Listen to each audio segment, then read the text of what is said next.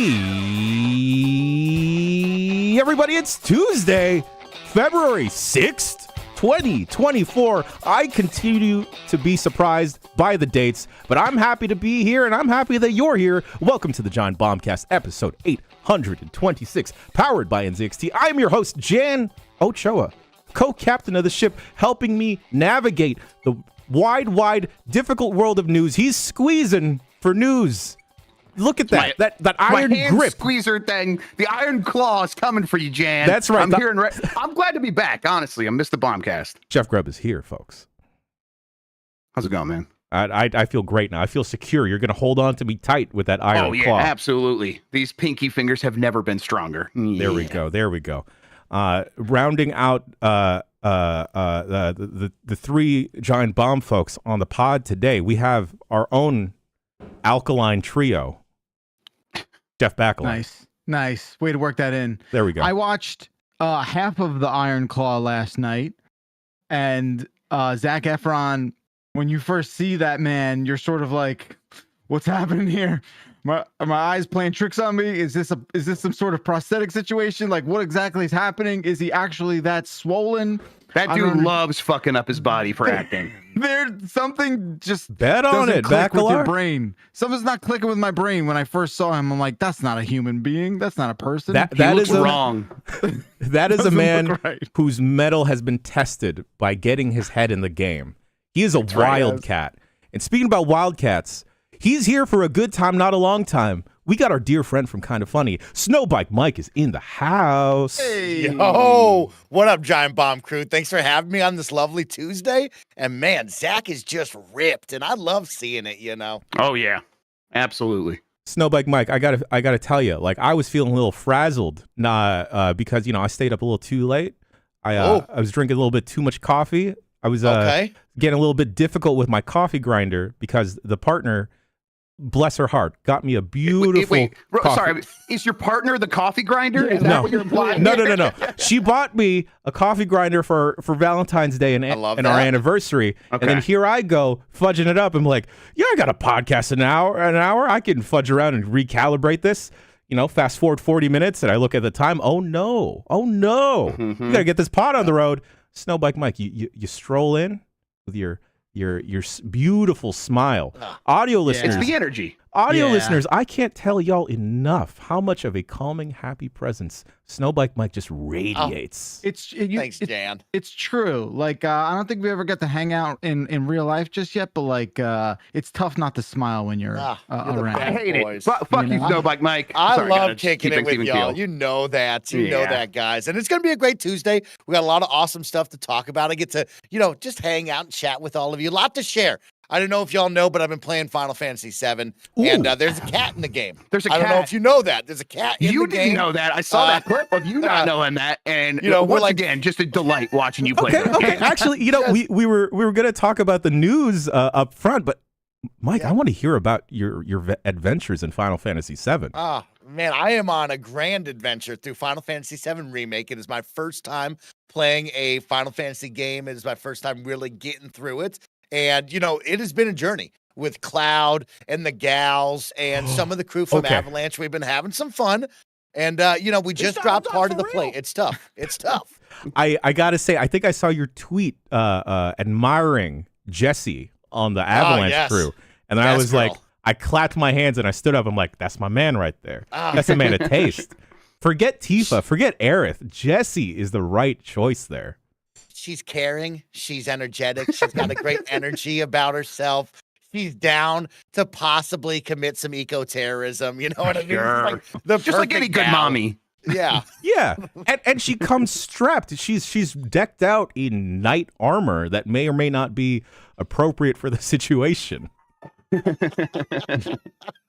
are you digging your time? You digging your time with eco-terrorism and looking for Mako and then I am digging my time. I am missing the love triangle that is Kingdom Hearts after I've just started Kingdom Hearts 1 and into Chain of Memories. So I miss that kind of, Ricky, Sora, and, Kyrie's love triangle. I really loved that. Not getting that here, but it is a ton of fun. I'm excited to play all the way through this and then go on to Rebirth when that drops. But it's been a great adventure.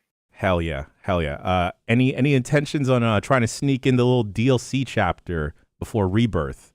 100%. You know, I've been asking people, do I have to watch the movie? Do I need to play the DLC? And everybody's kind of nodding their head yes. So we're going to make that happen. Hell yeah. Ricky is what I'm going to call Riku from now on. I don't. Yeah, Ricky. I don't care what anyone tells me. I'm updating the Kingdom Hearts lore actively, folks. I'm logging on to the fandom wiki right now, changing it to Ricky. Well, gentlemen, how's everyone else doing? Good. Doing real good. I've been mentioning I've been going on walks every morning. I started adding some skipping in there because someone in my Discord told me it's really healthy to do that. To skip. Yeah, absolutely. I do it like 100 yards at a time, probably like 4 times on a 2.5-mile walk. My heel hurts. I hurt myself skipping, I think. All right, Johnny Cash. So like, what's as opposed to running? I'm just sort of confused. Like, why skipping? Isn't that mostly I'm doing it because I knew it would kind of upset you. No, it's not upsetting. Love that. It's not upsetting me.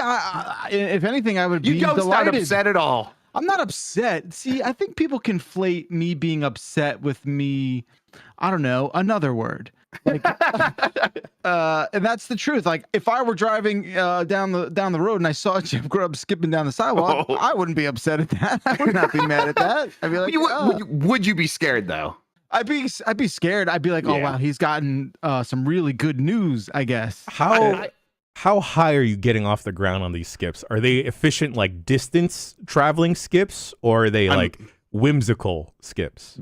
I just couldn't be happier that you are asking me that. I want to know. Yeah, because like I was like thinking about it today. I was doing like the high skips, like getting a lot of air, and I'm like, I kind of feel like I can go pretty fast if I like start like trying to propel myself forward and try to get distance. And I started doing that, and I was booking, I was flying, I was getting some speed. So I can kind of do both. But you could feel if you like really think about it and you like use your leg to propel you forward, you can get a lot of speed, and it feels really cool actually. Cool. Jeff Backlar, have you ever? It isn't cool. No, it's like, I love how you're like deconstructing skipping. You're like, I don't know if you guys have done this before, but this changes the way you can move. Have you motherfuckers tried skipping? It's out there. We're making it real. I'm into alternative walking, and it is sick. Let me tell you. Jeff Backlar, can I ask you a personal question? I mean, why not? Who cares anymore? What's up? Anytime you've ever seen your father, have you ever? Oh, hell no. Beautiful. There's no way. I'm maybe skipped in the opposite direction. So you skipped away from your Lou. No.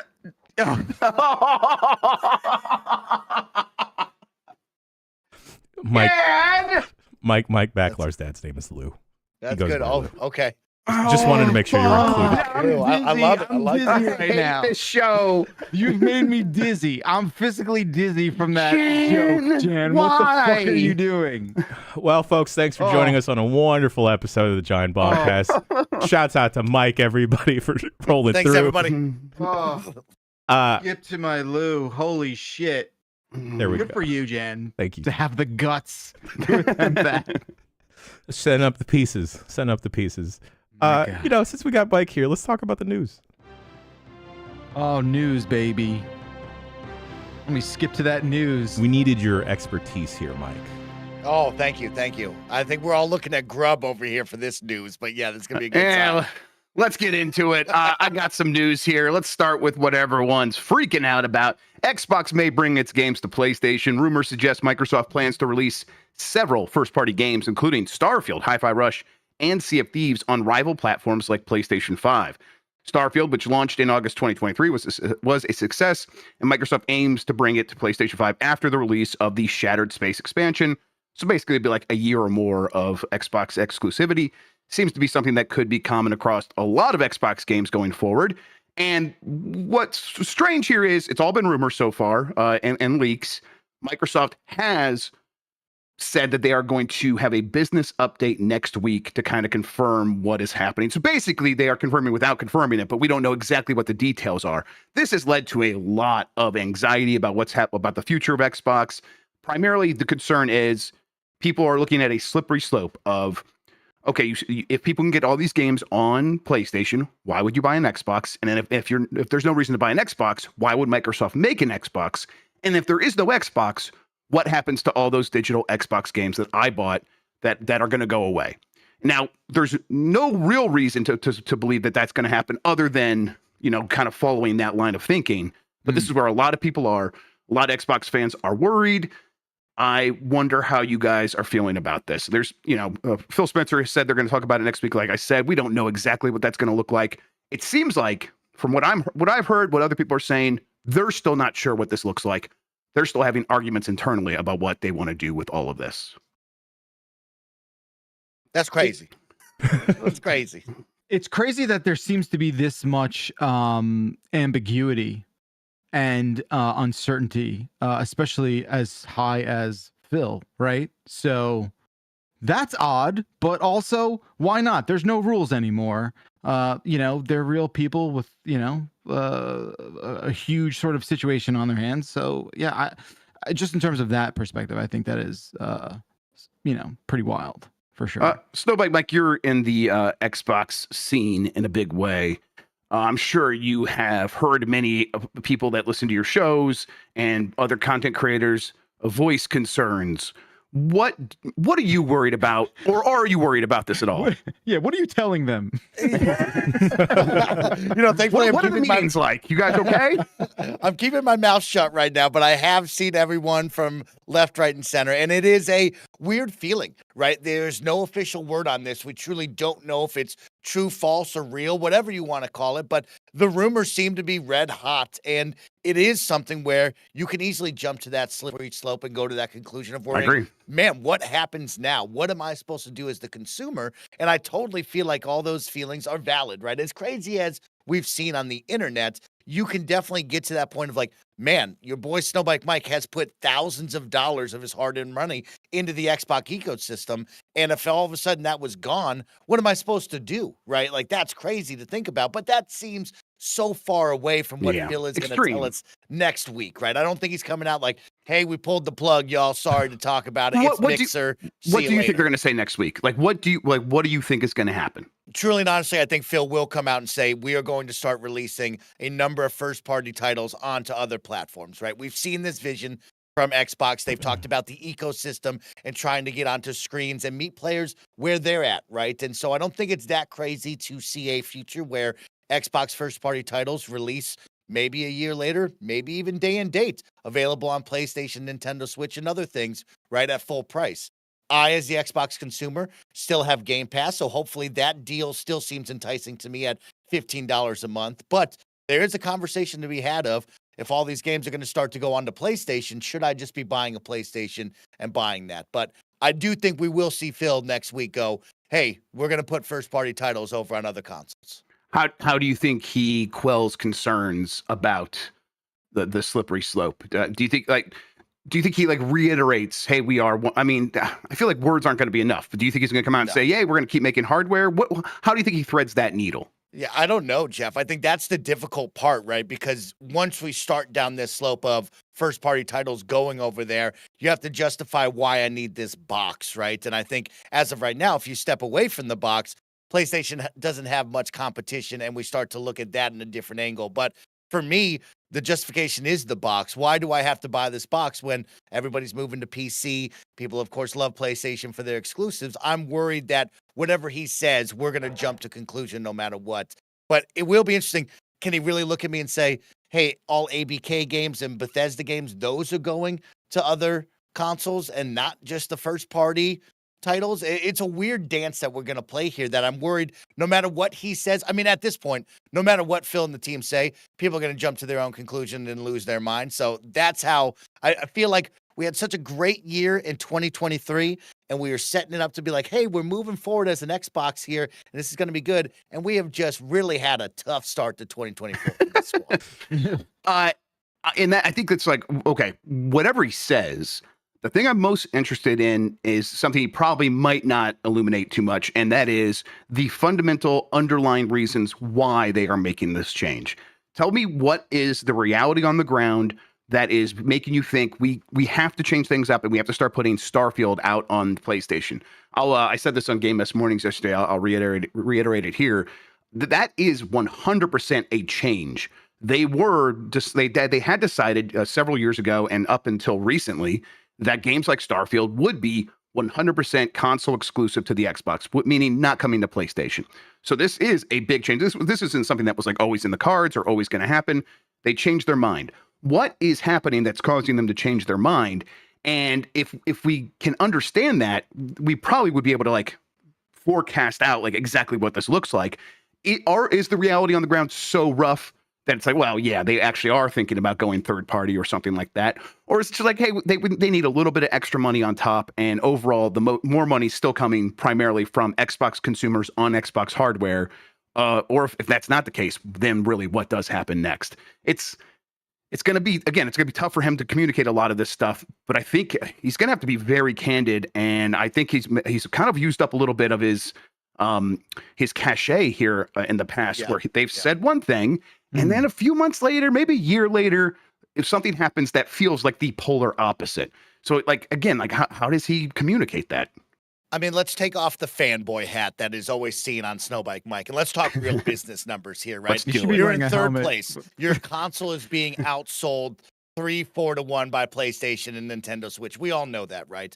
And we're all about the business. We're all about money. And when you look at it, right, you've seen as much consoles as you could sell, you're probably starting to slow down. On the flip side, Game Pass subscribers, I'm sure we're not seeing a rocket boost from Starfield and beyond with these first-party titles. You have to go and meet the players where they're at. You have to get more eyes on your games. And if that is selling these games on other platforms and getting that 70-30 cut or whatever the price is going to be, I think you got to look at it and say, we're doing that, right? And I'm sure if we're at Microsoft and it's all about the money, I'm sure that is a business thing. And I think people, got scared on the rumors, but in all honesty, isn't that what business is all about? Having these hypotheticals, having these conversations. I'm blown away that people wouldn't think that they've had these conversations of, well, what if we did put Halo on another platform, right? We get microtransaction dollars. We get them to pay for the price up front on this. Our studios get more money. Our team gets more money. Then we can continue to do this. So on the business side of things, it makes total sense, right? You've probably capped out on the people that are buying Xboxes. You've capped out on Game Pass subscribers. We need more lifeblood into this. I do think that this is the business decision here. And if we're talking business, this is probably the right move to do. Yeah, I think it's we are so used to looking at it through the lens of PlayStation versus Xbox, and sometimes Nintendo in there. And so, like, when we look at things through that prism, it's very easy to be like, well, they should do this to overcome that. And they just aren't really ever looking at it that way. It is always about, we are investing this amount of money into this initiative, and we need this return to make it all make sense. And if, X does not equal Y, we're going to have to change things. And I think they're at a point where, and I just hit the hell out of my microphone, I think we're at a point where they have exhausted most of the options for them of getting the growth that they need when it comes to that Xbox versus PlayStation dichotomy. I think that they are now like, okay, we have to actually start thinking outside the box and accept that, hey, if Starfield couldn't do it, we don't have anything else that's going to do it. Hey, people are excited about Perfect Dark. Sure. Is there any world where Perfect Dark changes the entire landscape and gets a bunch of people to come over to Xbox from PlayStation, or to get an Xbox alongside their PlayStation? Probably not. And even if it does, it's like, well, that's just one game. You're going to need 5 games like that. And we're looking internally, and yes, some of these games are good. Some of them are going to be great. But to get all of these games to that point would take so much time, so much money. And even if we do spend all that time and all that money, there's no guarantee that they're actually going to come out to be the Game of the Year contenders that we need. So I think they're just broadening their base here so that they can have a more risk-friendly environment when they go forward. And I think they're also trying to leapfrog the current battle, because if you like shift over to like what's going on with Sony, yeah, Sony's in the lead. They're selling Xbox 3 to 1, it feels like, and they still have a lot of challenges before them.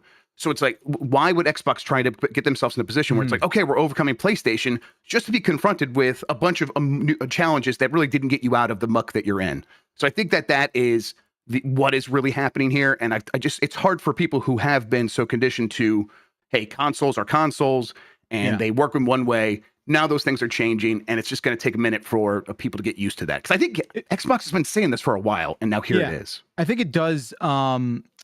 it does shed light on the idea of like, you have to not battle the past, right? Like you can't, to look at like this industry, right, as this like, console war, like from that viewpoint, is an antiquated sort of like philosophy, right? Like it's just, it doesn't hold any water in 2024. And I think like you use this opportunity as a way to kind of like, look, a lot of that's water under the bridge now. And like you said, like you have to prepare for what this very rapidly evolving business is going to possibly bring, right? And with that, and how fast it changes, to simply like, retroactively repair some sort of like console war thing is not the move. I mean, look, at the same time, like you spend $70 billion on acquiring a lot of stuff, and things are like, hey, what fight are we fighting right now? Right? Like, right. What are we exactly doing? So I think a lot of that comes into the calculus. Poip in chat like points out, and it's a good point. Like PS fanboys are going to be like, they're going to pay $70 for Microsoft games on PlayStation that people were getting for $15 per month on Game Pass, and they're gonna be like, this is a victory.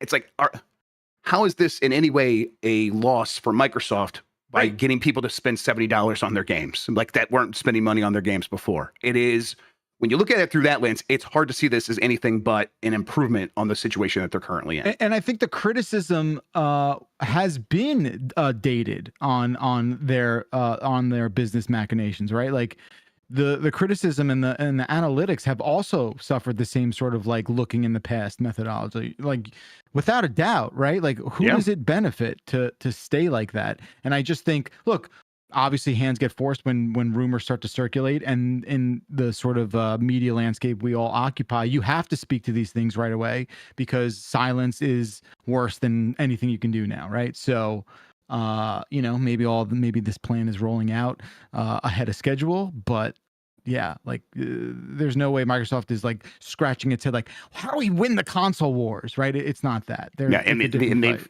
flat out said, I mean, they told that to your face, right, Phil, when Phil was on your show. That's us, right to you when he came on the couch. He basically echoed that again.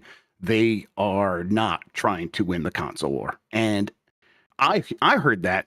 And I'm like, okay, yeah, sure, you say that, but, and then like it took a long time, like a couple months of like hearing that over and over and ringing around in my head to realize, oh, they're telling the truth, and that we're going to see that reflected in their choices going forward here pretty soon, because you can't be like, well, we're not fighting the console war anymore, and then keep doing things the same exact way. Obviously, they have to look toward a future where things are different. And it does feel like we are in a situation where things will be different. I don't think consoles are going to go away. Like that's not happening. Even for Xbox, I don't think consoles are going away. But kind of positioning yourself in a future where Xbox can be this thing that is more malleable and more portable and ready to go when there is a new opportunity for hardware to show up on. If, like suddenly like TVs start shipping with an Xbox OS or something like that, it's probably not going to, something like that won't happen, but something along those lines, that could very quickly change things. But right as it stands right now, if Xbox continues doing things the way that they had been, that is not necessarily an opportunity they would be able to latch onto very quickly. They would be too slow. They're kind of forcing themselves into a situation where they have to think creatively about how they can get growth out of what they have. Now, where do we go next week, Jeff? You asked me, what do you think he says? We look at this and we kind of know, we've heard them in the past say, we're battling against the Googles and the Amazons, not the Nintendos and the PlayStations. That's why we are going after the ABKs and the Bethesdas, because we don't want them to be swooped up by others. We look at this cloud streaming world. Is there a world where he says, hey, Game Pass is everywhere now. We've worked it out with people. Even like that sounds like an insane thing, right? Because there's so many games on that third party wise that we'd have to talk about. But is there a world where he goes, hey, we got the puck and we're just selling the puck now. This is where you're going to be. You can stream it. You can do this. But like, we're not doing that anymore with the console. You got Backlar very excited because you said the word puck a couple of times. That was awesome, Mike. That was awesome. Thank you. No, listen, I think that he's going to spend a lot of the time during this business update reassuring people that the way that they like purchasing games, the way they like enjoying games today will continue working for a very long time into the future. And that's going to primarily mean silicon in a box under your TV that runs the games locally. They know, I mean, hey, if the Xbox Series X only ends up selling 30 million units throughout its lifetime, that's like better than the GameCube. That's a lot. That's better than probably most other Microsoft hardware initiatives. That's still something that you can work with. It just can't be your only pillar. And I think that them trying to get that idea across will be difficult, but I think like they're not going to come into this and be like, well, we're giving up what we have to go get something new. We're going to try to keep as much as we do have, and we know that is going to disincentivize some of you from wanting to buy hardware. But as long as you keep buying our games, we promise we're okay with that. That's another thing that they've been saying for a very long time as well. And I think it's just, we're now getting to the manifestation of what that actually looks like.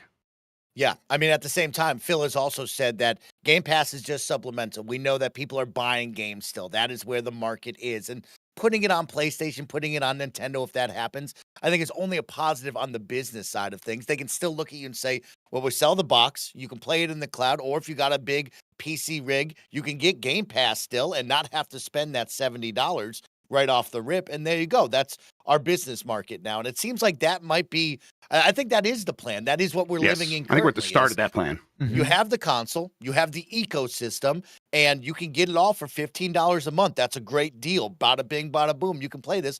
Or, hey, if you're a PlayStation fan, you love those great exclusives they got over there, you like that hardware, that ecosystem, you can buy all of this for $70 or whatever that price is going to be. That makes business sense to me. That would be something I would walk into the boardroom and say, hey, Starfield didn't sell that well, or we capped out on what we sold here for Starfield. Let's go to other consoles with these games that we got. And Indiana Jones, big name. That's got to go, right? You look at Starfield, that's a big name. That's got to go. Blade, we talked about Blade and how everybody was like, hey, kind of weird you didn't put Game Pass at the end of that, right? Anything Marvel related, guess what? We can make a lot of money off of that, so that's got to go too. And, you know, we live in a world that's all about constantly online, trying to take as much time as you got out of your day, trying to keep your attention, get into your wallet through microtransactions. Halo Infinite probably would have done a lot better than it did if that was on a whole lot of platforms. And I know hearing Xbox fans say that is insane to think, but we live in a world where it's all about being everywhere. We live in a Fortnite world now, and everybody wants to chase Fortnite, truly and honestly. And so that's probably what Halo and more games should have done.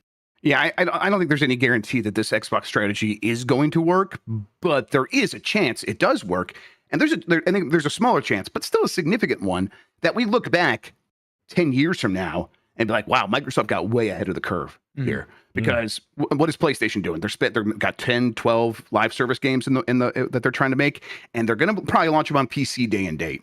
But PlayStation and PC day and date, and we're going to look and be like, man, if you were on Xbox and mobile and everywhere on day one, ready to go. And I think that's what Microsoft is exactly trying to start right now.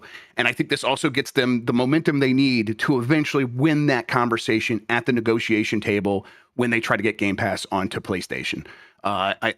We do know that will have to look differently, right? The third-party games.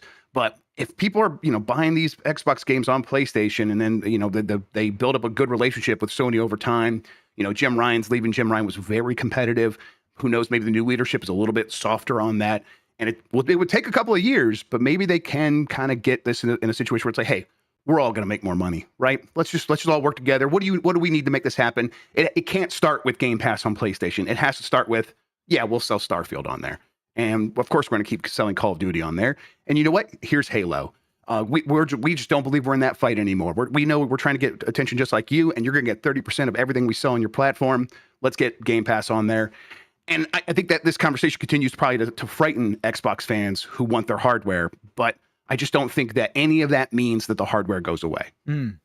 I also think, maybe I'm a little sort of like antiquated with this thing I bring up a lot, but like, would you agree that even now they have still yet to like fully bridge the gap between the fact that, PC gaming is 99% a Windows product also. Yeah. A Microsoft product also, right? Like, I feel like that's the thing that everyone just sort of knows in the back of their mind, but they've not really just actualize it in a way that is tangible, right? Like, yeah, you could argue with like the Game Pass Ultimate has bridged the gap a little bit, but like there still seems to be a little bit more juice to squeeze out of that. I have a conspiracy theory about that. Ooh, let's hear it. Okay. I think that part of what's happening now, and again, conspiracy theory, this is just like random thoughts occurring to me in the middle of the night. So it's that not I'm a like, conspiracy theory. It's based in like it's based in a Colorado night, baby. Let's go. I just want to be clear, right? Because once a you say that conspiracy theory. word, yeah.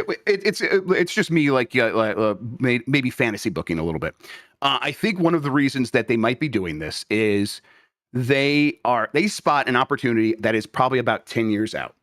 And that opportunity is Gabe Newell retiring and Steam going up for sale and going public and Microsoft stepping in and being ready to go to pick that up. Now, I know people are immediately going to be like, hey, antitrust, all this other stuff. And you're absolutely right. Yeah, what about operating systems on computers? They seem to be able to go around that pretty well. Like right, and also like we don't know what the political landscape is going to be like at any point in time. They could very easily find themselves in a very monopoly-friendly environment that would approve that without any issue. Lena Khan is not going to be there forever, and I don't necessarily think that would be great for the industry. But I do think that there is a part of them that's like, we have our eye on Steam. That's a privately held company. It will not be that way forever. Like Gabe Newell's probably not going to pass that on to his kids.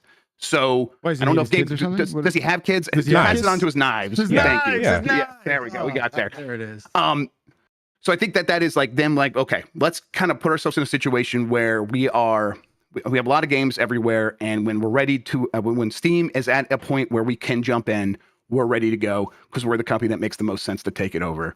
We'll see. Again, 10 years out, that's very hard to plan. But yeah, conspiracy theory, like I said. Yeah, no, I'm comfortable labeling that as thank you. Yes, absolutely. For a minute, I was like, wait, this might make some fucking sense, and then no, yeah, who knows? I guess my question to you is, if I'm attempting to like join you in this theater of your mind, right? Like, why would Gabe going away automatically result in like this Valve for sale? Well, I mean, it's a privately held company. I mean, it's not publicly owned, so sure. I think that it would be like when George Lucas retired from Star Wars, kind of similar to that. Oh, okay. That's a good analogy. Oh, okay. It would be I think it'd be very similar, where it's like, okay, I want to make sure that this kind of gets into the hands where it can continue. Now, I think Gabe Newell has a sordid history back and forth with Microsoft. I think sometimes he feels very good about them, and sometimes I think when he left the company, he wasn't feeling too great about them. But it seems like they have a decent relationship now. And I don't know. I think Microsoft would try to position themselves and say, hey, we can take care of this and make sure it can be everything it needs to be, and we'll maintain your way of doing things and all that stuff. And but it's Microsoft wanting to do this and kind of like maybe thinking about that long term doesn't mean it will happen. Doesn't mean Gabe Newell will do it, but I think they think it's a possibility. Jeez, I'm sorry I brought up the whole PC thing. Yeah. Listen, I got a bunch of conspiracy theories. You guys really want to go? Let's really dig into it. One more. Let's hear one more. It's about steel beams. You don't want to hear that one. Oh, you don't. Okay. No Thank thanks. you. Yeah. Sorry, guys. Jeff, you talk about softening the blow for Xbox players next week, right? Is there a world where we maybe speed up this ABK, hold off that we've been sitting in, and he can share with us maybe some Game Pass announcements, or maybe something is coming our way? Because I think, like you said, the Xbox fans are going to be up in arms. They have been all week and beyond. How do you soften this blow? Is it something like, hey, we got these games finally on Game Pass, to slip that in and maybe, give me a little bit of a cookie with this shit sandwich? What do you think we're going to see? Yeah, I think they probably have to have something like that ready to go. Their hands are tied a little bit with Call of Duty, right? All the contracts involved with Sony is going to limit what they're going to be able to do with Call of Duty specifically. Maybe even for legacy games, maybe not for legacy games. We'll find out.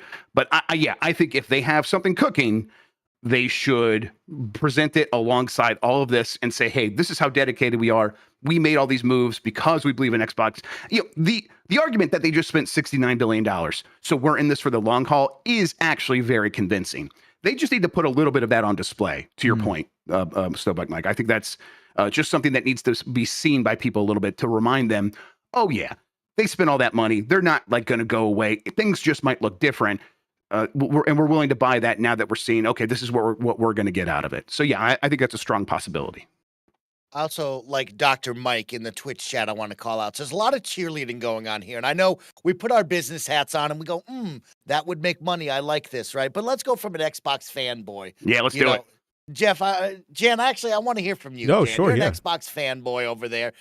give me the Famously. negativity. Give me the hate on why this cannot happen. What is that hard line of like this can't happen at all? I think it's you talked about this at the tippy top here. You invest so much time in a specific platform only for the rug to get swept underneath you of like, well, where did all that money go? But I think the realization there is like, just because those games are somewhere else doesn't mean you don't have those games anymore. Like, I don't know, or at least I'm not tuned into the PlayStation fanboy talk if there is that talk or outrage. They're dancing on graves out Oh, there. no. They're Specifically that outrage of like, oh, Horizon's on a PC, Spider-Man's on a PC. Like, I don't know, is that outrage equal to... It happened at the time, but Right. it's dissipated. It's gone away mostly. Yeah. Yeah. The thing is, I feel like Xbox with Game Pass specifically has set the tone that I don't want to say I want other companies to follow it, but it's just like, it's an amazing deal. But also stuff like, I've kind of gotten accustomed to how an Xbox controller feels in my hand rather than a DualSense. Remember that. Exactly. Remember that. First time I held a 360 controller, I'm like, wow, this is perfect. And then like I had to go back to a PS3, a PS4 controller. I'm like, oh, this is a little hard, guys. I know I grew up with a PS1. I knew that I learned how to use analog sticks because of Ape Escape. But I like when they're, let's flip the D-pad, PlayStation. Let's do that. But Let me know. I don't know. I know. The other thing that I just can't take fanboys seriously. No one I just can. don't No think one they're can. serious. Yeah, people, of course, Jeff. right? But like, Yeah. is there an argument to be made of like, hey, we didn't see these through, right? We talked about these acquisitions in 2018. Yeah. And now of like, hey, we didn't give them time, right? We never got to the point. We're pretty much hitting that point now of like, now the teams are making first-party exclusive content that is justifying us owning the box that has the exclusives. Like, we're just going to always compare it to PlayStation of, hey, this is the reason why I'm buying the box. This is why you don't have it. This is why we got it. You got to come over here and spend that money. And we never got to that point. We seem to be like right here at almost the finish line where it's about to begin. And we're going to hit this cadence of shooting that off and going. And I guess as a fanboy, right, you look at it and go, we were almost there. Why did you now pull the plug on that, right? And it doesn't seem like that's a smart business move of give us 5 to 10 more years, and that's when Xbox will be cooking. That's when people will be forced to buy the Xbox. They'll come to the ecosystem. We're going to have all these great games. That's how it feels like it is on the fanboy side, right? We've talked about the business side, but on the fanboy side, it seems like we just never got to that moment, and you're giving up before we get to it. Yeah, I kind of see that, and then it's sparking a conspiracy theory that's been brewing while y'all have been talking. let's go. Oh boy, Put we one not? on. No. Yeah. This one Peaks may, and valleys here. Okay. Maybe not a conspiracy theory, but a conspiracy view, I guess. Yeah. Of I see Microsoft and Xbox in the position that Sega was in, except this is by choice, right? Sega had to stop making consoles because it just was not favorable. Had to become a publisher, spread the love everywhere, and adapt that way. Microsoft is doing the same thing, but by choice to spread the love and make the money that way versus being forced into a position and like, all right, yes, we admit we're being outsold consoles and everything, but we're gonna lean into that. We're gonna lean all the way in. We're gonna be on your TVs. We're gonna be on your Switch. We're gonna be on your PS5. We're gonna be on phones again soon. That is a mildly appealing thing to be able to open up Game Pass on my phone. I think I want to go back to Mike's point in a second here, but what you were saying, Jan, that like they are doing this out of choice. I think that's a little bit true. I think that it's them recognizing that, and this is going to sound like the Xbox tax argument the fanboys were having a little bit ago, but I do think that they look at the uphill climb and they see it's a little bit steeper for them. And I think that there is evidence for that. You go back to like when they did get the Tomb Raider exclusivity and people didn't get excited. They just got mad at them. And they're like, well, I'm just not going to buy that game. I'm going to wait and get it because you took it away from me. That didn't get people to switch over to Xbox. People don't switch platforms like on PC where the store is free to download to get free games. So I think the Xbox has learned over time that their efforts in terms of producing exclusives only goes so far before it just like people are like get mad about it, and it makes them more entrenched in the platform that they've already chosen, not being Xbox. And I think this does speak back to your point, Mike, about like these studios, those acquisitions from 2018, that early round, they didn't even really get a chance to put out games to make a difference. We should wait until that happens before we start making drastic changes to Xbox. I would say that what's probably happened is Microsoft has looked internally at those games and they're like, none of this is going to change our fortunes. Some of these games are very good. None of them are going to change our fortunes. And I think if you look back at like some of the games that did come out, like, yeah, they made these acquisitions, and then Deathloop and Ghostwire Tokyo were PlayStation exclusives. Let's say that those were Xbox exclusives. Would that have changed anything? No way. No way. Cool. So I think that they are looking like Starfield couldn't do it. Nothing's going to do it. I think that's where they're at. Question for y'all. If we see this future where Microsoft is publishing games on PlayStation regularly, does this kind of change the type of games that they're putting out? Because I don't immediately equate someone that is buying a PS5 to play something like God of War or Horizon to be the same person that's picking up Halo or Gears of War. Do you get Microsoft kind of trying to go for that AAA big budget single player experience like Sony has been kind of crafting their audience to become? I don't think been doing that years ago. What was that? What'd you say, Jan? Or what'd you say, Jeff? No, I said I don't think that changes that much. Like you just, is your question like, do they change what audience they are trying to reach? Is that what you're saying? Yeah, like they broaden the appeal of like, all right, we've been trying to do multiplayer shooters for forever now. Let's pull it. Since we're going to be on Sony platforms, let's make the games that already appeal to that audience. I don't like on its face, I don't necessarily think so. I think, I think as it's played out the last half decade, like it's really hard to make a game that's awesome. Yeah, it's really hard to make a game that's especially one of those big budget games. Yeah, like it's hard to make a game full stop. It's hard to make an amazing game. Yes, right. If Microsoft could have been making those single player over the shoulder sad dad games that cost $250 million and make them at a quality level that they would need to be to sell well enough to justify them, they would have done it already. It is something that's very hard to do. So I don't think this change isn't suddenly going to mean like there's going to be a ton of those because now they have access to the PlayStation audience. There probably will be a couple of those. I think there probably are some that's already in the works. But I think Microsoft is very happy not to be in the business of having to make every one of their games like one of those games, which is kind of where PlayStation's at. That's we go back to the challenges PlayStation's facing. That is a challenge for them, actually, that they've put themselves in this corner where their games need to be of a certain budget level to even register with their fans anymore. I think Microsoft's trying to keep a little bit more like, hey, we can put out anything. Yeah. The problem is like, Pentiment's just not registering the way like some of these other games do. And so, there's these dalliances are great, but I think they're like, okay, can we find a middle ground where we put a ton of games that are very different? I think Microsoft's going to keep going in that direction. Yeah, they've been different companies for a very long time. I mean, so, I think if anything, it affords Microsoft a bit of flexibility that maybe they felt they didn't have, 2 years ago. Okay. So we all agree that World of Warcraft is just going to be on Game Pass next week. Yeah, let's be real. Exclusive.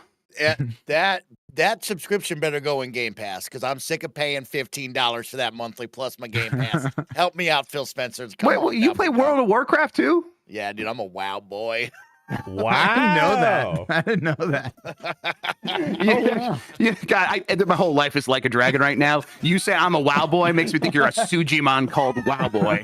I'm just gonna it pops up WoW boy like asshole does in Like a Dragon. God, good stuff. All right, we got some other news to get to, including Nintendo financials. Nintendo did very well over the holiday sales period. In the 9 months ending in December 2023, it reported growth in both sales and net profit, possibly due to Switch's final Christmas season before its successors anticipated release later this year. Despite declines in hardware and software sales, it had much better profits. So it's making more money from things that probably cost less for it to produce.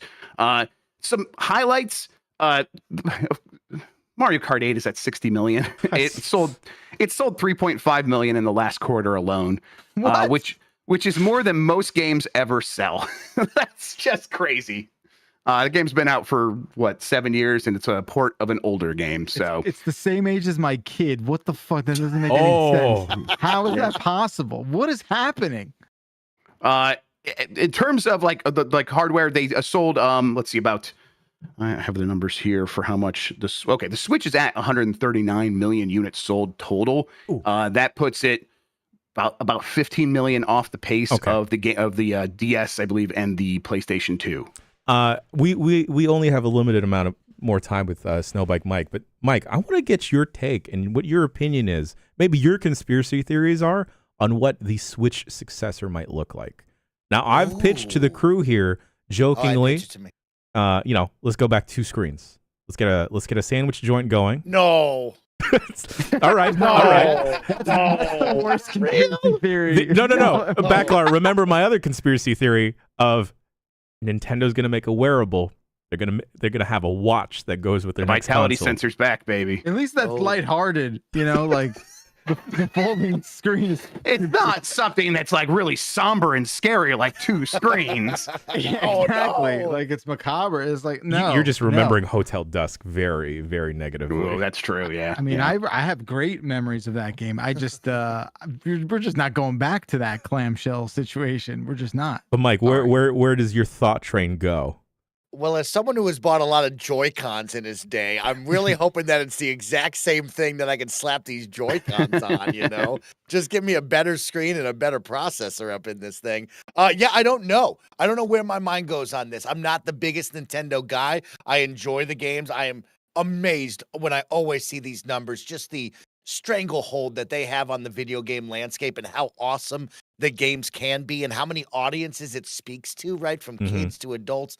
Everywhere in between, like they just get it and they do it. But man, oh man, when you play that thing and it's not a first party game, you go, dang, this thing is old and it sucks. You know what I mean? Like I need something better. So for me, I love the versatility. I want the Switch to stay the same, right? I want the Switch version 2 to be able to sit down on my couch and plug it into the TV, pull it out and go on the go. That this generation was amazing. I love the idea of the Joy-Cons being able to be pulled off and you can pass them to a friend. That is cute. That's novel. That's smart as well. If I was a kid back in the day and we were at the lunchroom, all 3 of us together, and I was able to pull those off and we could just play them right there, that's the raddest thing around, right? It is smart on the business side. And so really all I'm hoping for is a beefier, maybe chunkier Switch version 2.0, similar to what I got with the Steam Deck.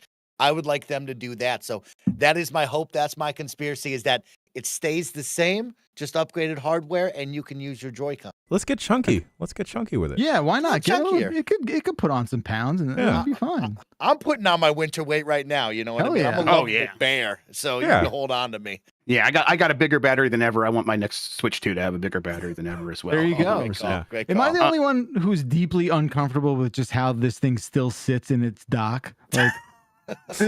Like, am I the only freak who's just like every time I still slide my Switch in my dock, I'm just like, this feels bad. This should be a better. You never liked inserting your card into card readers, did you, Bacalar? No, at least you get that like spring click action where like the Switch is just sort of like it's docking in a way that just doesn't feel comfortable, right? And do you know like what's actually happening is like there's like 2 little switches in the Switch dock, for lack of a better term, that once you put it down, it actually pushes the USB latch up so that it doesn't can't it's get like broken. when Avatar people drift, right? Or it's when a dog gets lipstick. Yeah, exactly. Yeah, right. Oh. That's what exactly. All right, Grubb. and on that, SnowBikeMike. Wait, time out. For real, I need a cross section of a That dock, exists of a Switch somewhere. docking. Where okay. You're telling me there's like little prongs that expose its port? Yes. It sounds filthy That's when you fucking say it for awesome. some I reason. take it all back. That rules. We're gonna go in during the break with like tweezers and just like push it and see what happens. I'm gonna take Tam's ear cavity camera and get some up close picture of like that thing happening. I need to see it. Well, one last thing before we get SnowBikeMike out of here. Nintendo does say that its current and ongoing main business is the Nintendo Switch. They did not bring up the Switch 2 during this financial report. They are still being very coy about it. I just want to get everyone's answer real quick. Do you think, after hearing this, that when we get a Nintendo Direct, whether it's this week, next week, or whenever, that they will mention a Switch 2. Like after hearing that, do you think it's more or less likely? SnowBikeMike, what do you think? No, I do not think that we will see one at this next Nintendo Direct. I think it is imminent, but I don't think it's up next. The focus is still on the hardware currently, the Switch and the games they have for it. So for me, I don't expect us coming out of the next one going, get ready, here it comes. I don't think we'll be at that point. Yeah, I think I'm in the same boat. I think they're going to take their victory lap with whatever next Direct they're taking. And then after that, that's them sunsetting the current Switch and then moving on to whatever watch I like that. they're doing. I like the way you phrased that. I think that's right. Yeah. I think they carve out something in 24 to talk about Switch 2. Totally. Yeah, but the rumors are still there could be a Direct this week, next week, sometime. Yeah, I don't think it's February. time for that yet. No. Okay. And I agree. I think that's right. Jan, I really like the idea of treating this next Direct as a victory lap. I think they can do that. Maybe drop Metroid Prime 4 news. Guys, let me believe. Every all right, time you say it, you push it out 20 days. Fun. I know it's just inherently funny, but let me believe. Someone else has to start saying this. Grubb, I want you to finish the story. All right, I want you to finish the story. Finish the story, Grubb. That's another thing I was doing on my walk today. I was trying to smile like Cody Rhodes, and I'm not going to explain that. So just if you want to go to break, Jan, please get me out of here. Before we go to break, SnowBikeMike, thank you so much for gracing us with your presence. Your presence is a present here, folks. Tell the folks at home where they can find more SnowBikeMike. What up, everybody? It's your boy SnowBikeMike. Want to give a big thank you to all the audience for letting me be a small part of their day. To the Giant Bomb crew for having me. Of course, it is a blast getting to hang out with this crew. You guys are all incredible and amazing. You are part of my daily life. And most importantly, if you want more SnowBikeMike in life, you can find me over with the crew over at KindaFunny Games, twitch.tv/KindaFunny Games, youtube.com/KindaFunny Games. We're talking all things nerdy news and, of course, playing video games. Until then, I'll see you again. Beautiful. Yeah. Well, Thanks. folks, Thanks, boys. we're going to go take a quick break, and we'll say goodbye to Mike in our own private way, and then we'll see you back with some more news and some games right after this. Faces and microphones are clear. Thank you so much, Mike, for hanging and clanging.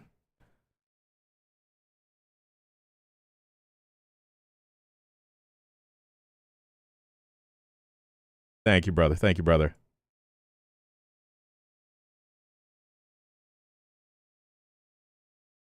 Oh, it's just my mic that's not clear. Well, that's fine. That's all right. I'm going to go to standby.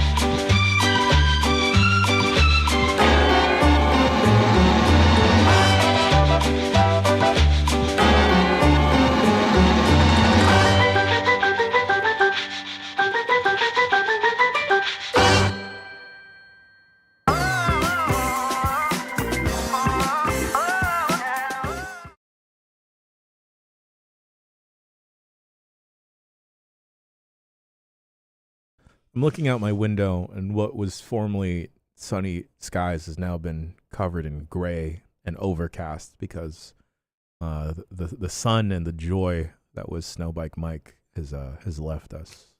Yeah, that's true, but don't forget, overcast skies, best for even lighting. That is very true. Hey, Mm-hmm. you know how I wouldn't shut up for the longest time about iPhone 15 shooting in log? Yeah. I finally upgraded. Yo, that shoots in log. A minute-long clip, 4K 24. I never saw this twist coming. That's 5 gigs, y'all. Yes, Talk it is. about data management. Yeah, And that's a lot. I like people are like, and we're gonna be playing AAA games on our phones. It's like, what? The Resident Evil 4 is 78 gigabytes. So you're gonna put that on your phone when you're shooting in log? Exactly. shooting Especially in me. I'm not even bringing the big camera anymore. I'm just going to shoot all Hell in yeah. log. There's software there's apps that'll let you like color correct on iPhones too, right? Like you can pretty much do everything on it, right? Yeah, you don't have to like You could do all that jazz there. I'm pretty get sure. some hot LUTs. You got some hot LUTs on your iPhone? Yo. You are a dirty Lutz. Y'all know me. Come on, y'all know me. Don't blow up the spot here. But let me tell y'all, I fell for like one of those LUT bundles during the holidays because they were like, oh, it's 60% off. And I tried it. They're all garbage. And the thing is, garbage LUTs? I kind of know what I'm doing when it comes to color correction, and this is all garbo. I think it's I've only played around with that stuff from like a surf. Did it just like turn off? OBS just hard quit. Ooh, weird. We're back. That's rough. Yeah, that hasn't happened. Okay, yeah, there we are. Okay. Oh, now the camis are all messed up. Oh, I guess that's because of maybe it just didn't save after Mike left. Do you use DaVinci Resolve when you are color correcting on PC? 500%. Right, it's like by far the accepted standard, right? Yeah. Like Stop using Premiere? No, I'll still use Premiere when it's just like a quick edit or like perhaps you're editing your coworker going to it. DaVinci Resolve like started as color correction. Like that was its whole deal. I mean, now it's everything, but yeah. And then like when I try to do any of the color correction in Premiere, it just doesn't work right. Like none of the sliders or dials are dialing it in. Just like it makes sense with Resolve. But anyway, I believe we're back. No, I'm glad you brought up SnowBikeMike and attempting to make a correlation between the cloudy skies. That's I think that dude has an infectious energy who is just such a pleasure to be around. Good. I think he's a creep. Dude. Yeah, I mean, like that's the other side of the conversation, I guess. You know, we always bring both sides. That's what we're known for, fair and balanced here on Giant Bombcast. The duality of man. Yeah. The duality of Jan. All right. I have more news if you guys would like us to continue here. I'd love to. In fact, let's wrap up this Nintendo by looking at this list of 65 games that have all sold at least 1 million copies on the Nintendo Switch. And that's only the games that we know of that have been publicly confirmed to sell 1 million copies. This list is comprehensive. There's a lot of stuff on here. Metroid Dread, number 38 with 3.07 million copies sold. Anything on here surprise you guys?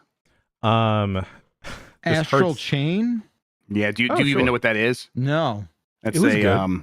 Yeah, it's like a platinum game, right? I actually never played it. I always meant to. That's one I've like not even deep cut, but it's one I missed on the Switch. I'm like, I should maybe go back and play that because I've played almost all the games I wanted to play on the Switch. I think Luigi's Mansion 3 is criminally low on this list.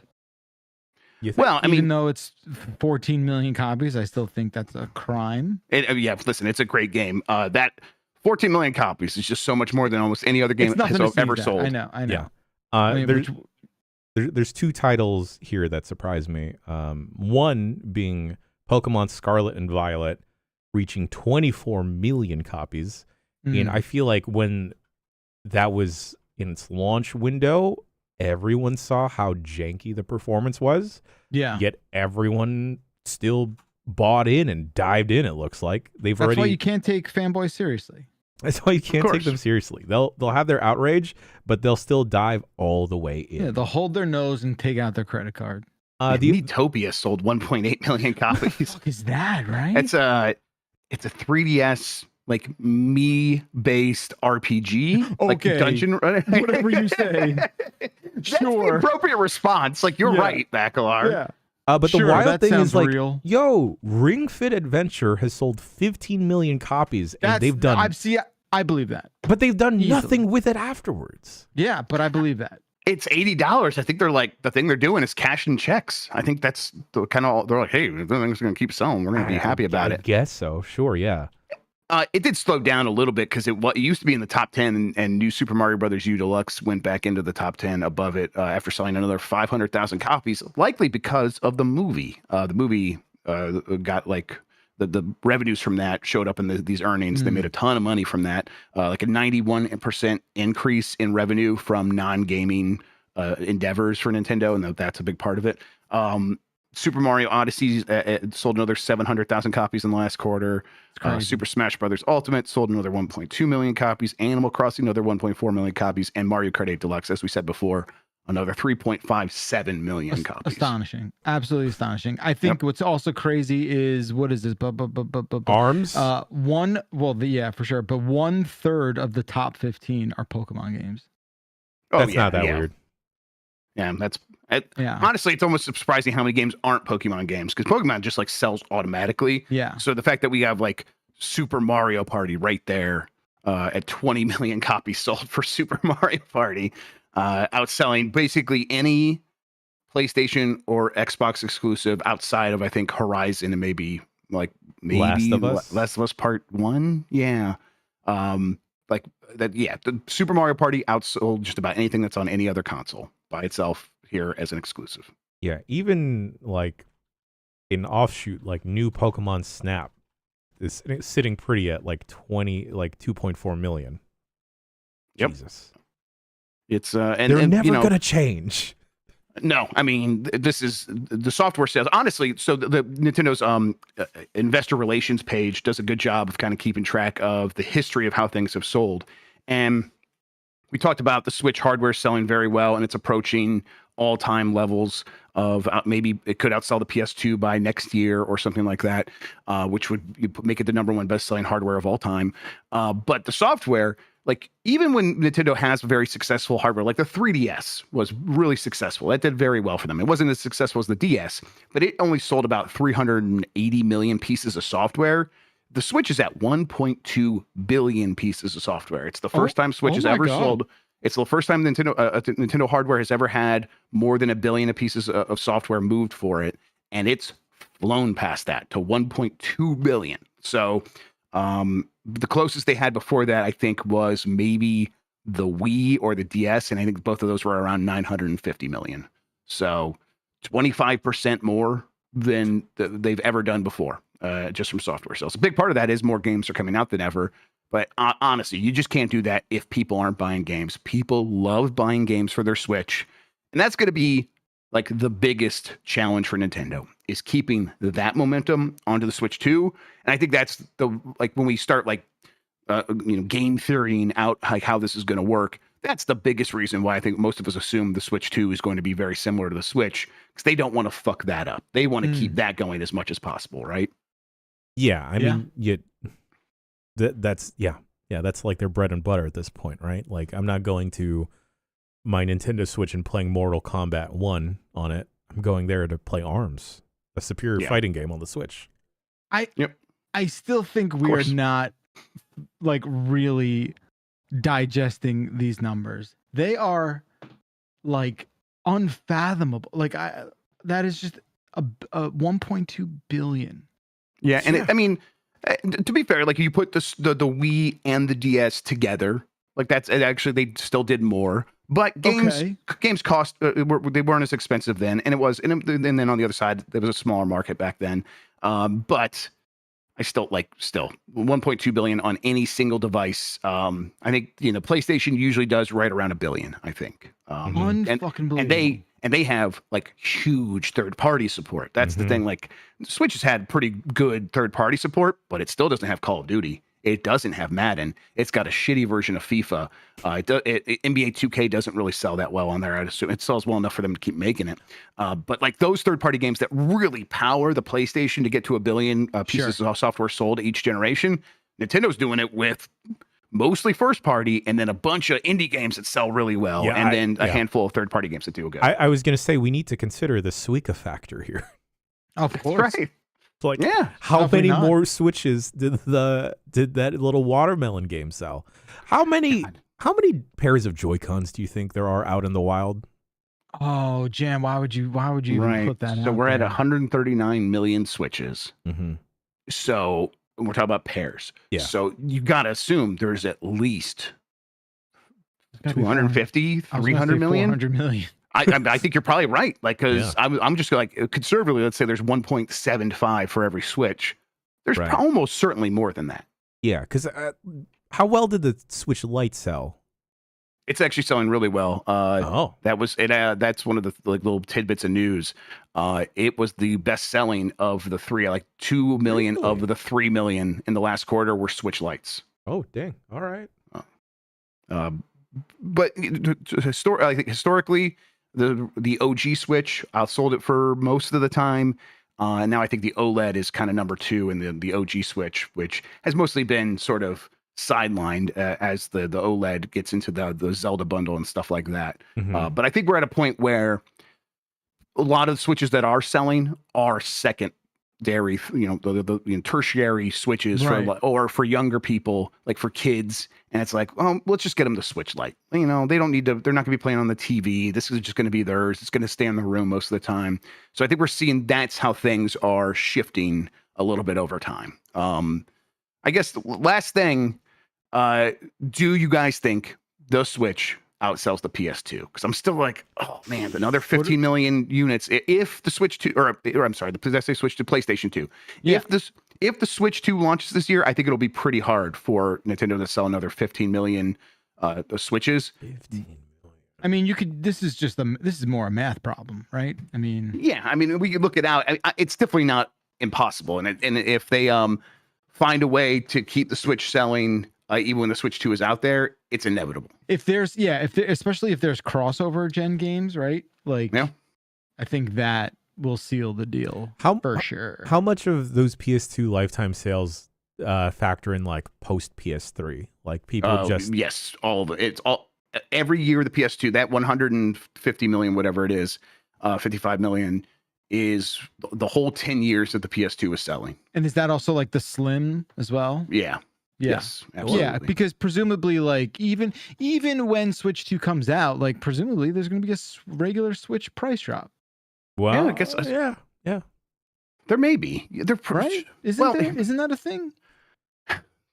in the past, definitely. The Yeah. reason that they might not do it is because I think they will have a much more expensive Switch 2.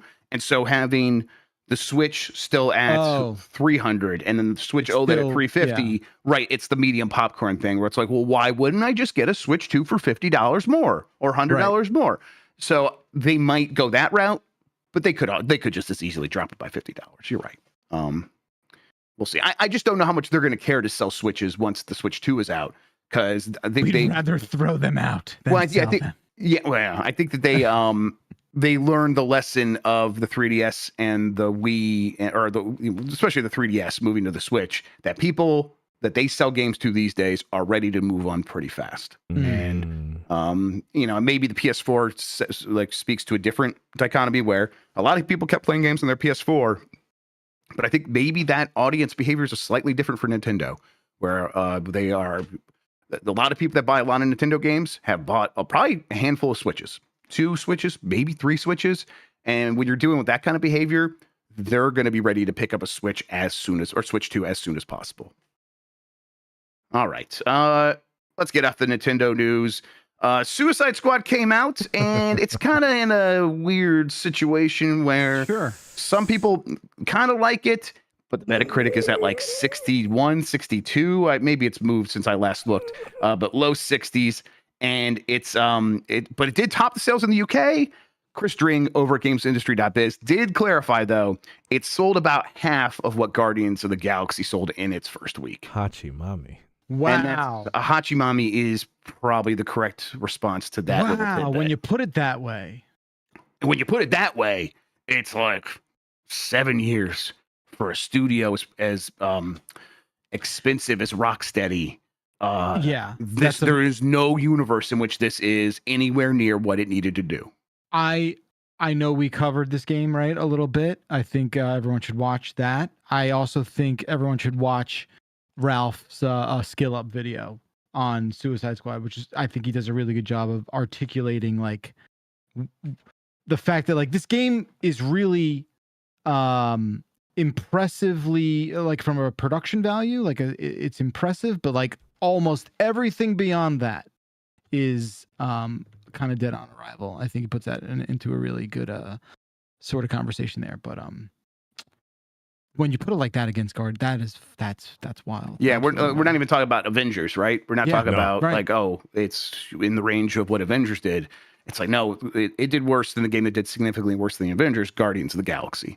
And I think Guardians of the Galaxy, I can't remember what we said, like 2 million copies sold. I think it was like 1.5 million. So, whoa, that is going to be rough. Yeah, whoa. Here's the thing, y'all. What? I think I you like this it, game. I knew it. I knew it. Let's go. Okay. Okay, explain the gambling mechanic in it that's keeping you glued to your seat. We haven't gotten to the games part yet. There's a different gambling mechanic that's gotten me glued to my seat. We'll talk about that'll be the hot topic on BCR this week because Tam and Lucy have beaten it. And I'm gonna jump in. They both play. Yeah, they were both like, I think Lucy had some very nice things to say about that presentation side of things. I watched some clips of that just popped up on social media. So I wasn't like, oh, I'm going to seek out the story. But they were story clips. And I thought it was very funny. The writing is very good. Mm-hmm. It's surprising how well they did that. We'll get there when we. I'm happy you feel this way, Jan. This is good. This is what opinions are all about, aren't they? We'll talk about it in games a little bit on this episode, but I'll jump in on BCR. I'm going to play some of it this week, and I'm going to have a lot of questions for you who's enjoying it, and Tam and Lucy who have beaten it, and I think they both have mixed feelings about it. All right, Elden Ring may get a mobile version from Tencent. Tencent, through an in-house development team, is reportedly working on a mobile version of Elden Ring. However, the project faces challenges in adapting the game's original design to a mobile platform. Really? You don't say. Really? Yeah. Like, we don't even have to say the thing out loud, right? Yeah, right. It's like, that was useless. The use of the pixels on my screen here to put those words up there because we all already knew that would be very challenging. This is how Typing of the Dead was created, right? Where they're like, no one's got a light gun. What are we gonna do? Well, we could make keyboards. You want to shoot zombies with keyboards? All right. If it turns out like Typing of the Dead, I'll be very happy. It's a great drinking game. Fun. Listen, this makes some sense because phones are so powerful and this game is so popular. I see how you we can do it and we should do it. But I don't know if the Elden Ring I don't know because it gets an impact. I honestly don't know anymore. Obviously the controller thing is the issue. I think if people connect controllers to their iPhones, people that's fine. We say that controllers are an issue, but the thing is, there's a whole generation of gamers that have acclimated to playing FPSs via a touch screen. They suck. They're bad. So for us, they constantly. For us, they suck. Yeah, but like for someone else, that's all they know. Like you. No, I'm saying they're bad at games, right? Is that what you're saying? Are they better at games, dog? I don't know. I think they're bad. Like. Well, but it doesn't matter because this isn't a competitive game. If it's a whole generational universal decline, then we're all at the same level anyway. I asked my kid the other day because he was playing Roblox on an iPad, and this guy who obviously just went to town on Spider-Man 2, and I said what do you like better? What do you like using better? And he genuinely it didn't even occur to him that he could have a preference. So maybe it's just a human sort of understanding of having opinions on thing issue, but I also think he is not considering it in the way that we do. Maybe we are coming from an older school idea of one has to be better than the other. I think for him it's just whatever it is, I'll do it. No, dude, there's a whole group of Splatoon players that swear by the tilt controls that prefer that over dual sticks. I mean, Dan does absolutely. I mean, so it's people from all generations have grown to really love gyro aiming. That's something I keep delicious. Yeah. I keep trying to force myself to use that, but I just can never get used to it. Persona leaker, who has a good record of getting things right when it comes to Persona and Atlas rumors, says that Persona 2 and Persona 4 remakes are both in the works. I think that's pretty interesting. Persona 2 is one that is, I think, very difficult for fans to go back to. I've never touched it. No. I do know it's got Hitler in it, so that's going to be fun. I want to see how they update that. It's great. Yeah, that's right. It's pretty. That's going to be. They're just going to take it out, right? I know they didn't take out the shooting yourself in the head in Persona 3. That was probably the right choice. Maybe you take out the Hitler. Maybe. Yeah. Maybe. Yeah. The shooting yourself with the evoker, though, that is metal as hell.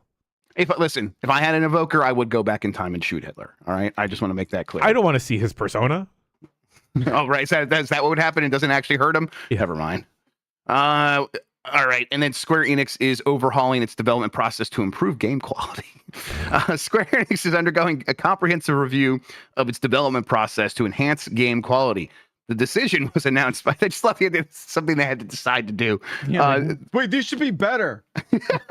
The decision was announced by President Takashi Kiryu during a financial briefing. The aim is to shift the focus to in-house development for high-profile titles, reducing reliance on external studios. This new structure with improved quality checks at earlier stages will be implemented from April. The move follows Final Fantasy XVI's launch, which fell short of expectations, leading to a 15% drop of the company's share price.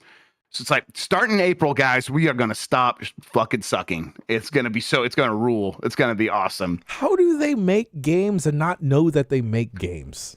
Also, they are about to sell you a huge game. And they're like, we're going to start making games that don't suck in April, but buy Final Fantasy VII Rebirth next month. It's like, I don't think Rebirth is going to suck, but still, it's just a weird way of putting things. Very weird.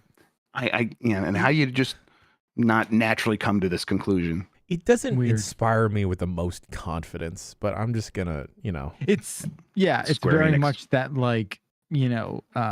forced recall activation. You're like, well, we only force a recall if it's killing this many people. Oh, boy. Finally, the Apple Vision Pro will not help you crank it. Apple Vision Pro, Apple's new VR headset, has debuted with a hefty price tag, offering impressive technology for tasks like working from home and gaming. However, it lacks compatibility with VR porn, disappointing enthusiasts who anticipated its feature. Despite efforts to find workarounds, such as tweaking Safari settings or resorting to other devices, or just desperately trying anything, users are still facing limitations in accessing VR adult content. I want to see that Apple Vision Pro subreddit and just see how many people are commenting, trying to work together to collectively find. I think you should leave guy in the car who sees the honk if you're horny bumper sticker, just ramming on the horn. We don't have to spend a lot of time on Apple Vision Pro. I just want to say that the vibe that was floating around the internet when Google Glass came out is a grain of sand at the beach compared to the vitriol I feel this time around with these absolute fucking freaks. I'm so also what we didn't have last time with the Google Glass was, and I realize many headsets have been introduced in between these two things, but I do think the level of their pervasiveness is matched, right? Where they are the thing that everyone is talking about in that sort of world. I also think the content creators are dick riding this thing in a way that I cannot wrap my fucking head around. Yeah, I mean they right. There's a certain point they can't help themselves. Almost literally they can't, because they got to get on the next big thing, and this could be it. So, but and I understand there is this inherent need to be enthusiastic about a thing or be critical, which I have yet to, I don't know. I like how Marquez has been covering it. I think but the majority of content created around this thing, from my point of view, has just been so disingenuous and so weird and fucking annoying. I don't know. I mean, it bothers me, but I'm a weird Android guy who will still get mad when people look what Apple invented, and it's something I've had for 5 years. Oh yeah. I think it's I think it's less that though for me. No, right? no, I know. I just that is also bothering me here. Sure. Yeah, I mean, I think and anyone can just be like, "Oh, this is cool." Like, I get that. I think it's cool. I think people are talking about this thing like in ways that I just don't think we have any real position to like be making these assumptions about it. I do think it like this stuff is inevitable. Sure, I think, of course. yeah, people are gonna want to just plaster the world in their own. They want to customize their world, and skin packs for the world will be a thing, and having data pop up on people that walk up to you in your life and being able to see their birth date and their kids and stuff will be very. Sure. I mean, it's almost an accessibility thing. These things are inevitable, but people walking around in the mall wearing them look like fucking jerk offs, and it gives me Here's the the thing. heebie-jeebies. Big They time. always were. They always That's were. true. Yeah. They always were wearing a headset. No, if it they wasn't a always headset or were something. jerk offs. Oh, Yes. sure. Now we know. Now we Sure. know. You're right. Now it's just a self-report, right? Like, now, you could have hid the fact you were a jerk off for a while. Yeah. Yep. Now it's just that.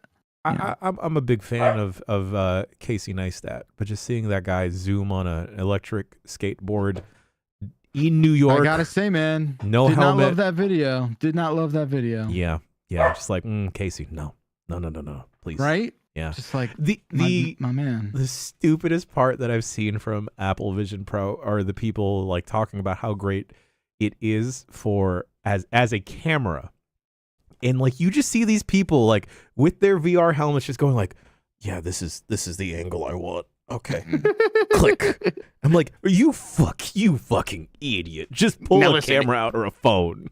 Now, if Martin Scorsese was doing that, I might be on board. But otherwise, All right, then I want to see them hang Sam Raimi up with a vest or like an apparatus, so Sam Raimi can do his weird gimbal zoom thing up on someone, up to like Bruce Campbell. I need that. yeah, exactly. He's just gonna like strap Bruce Campbell in 5 Vision Pros and just make real art. Finally, that's all for the news. That's all I got for you this week. I'm gonna hand this show back over to you, Jan. Hell of a segment there. Holy Yeah. shit. What a We got through it. What a wild show this has been. Well, let's talk about some video games. What about that, fellas?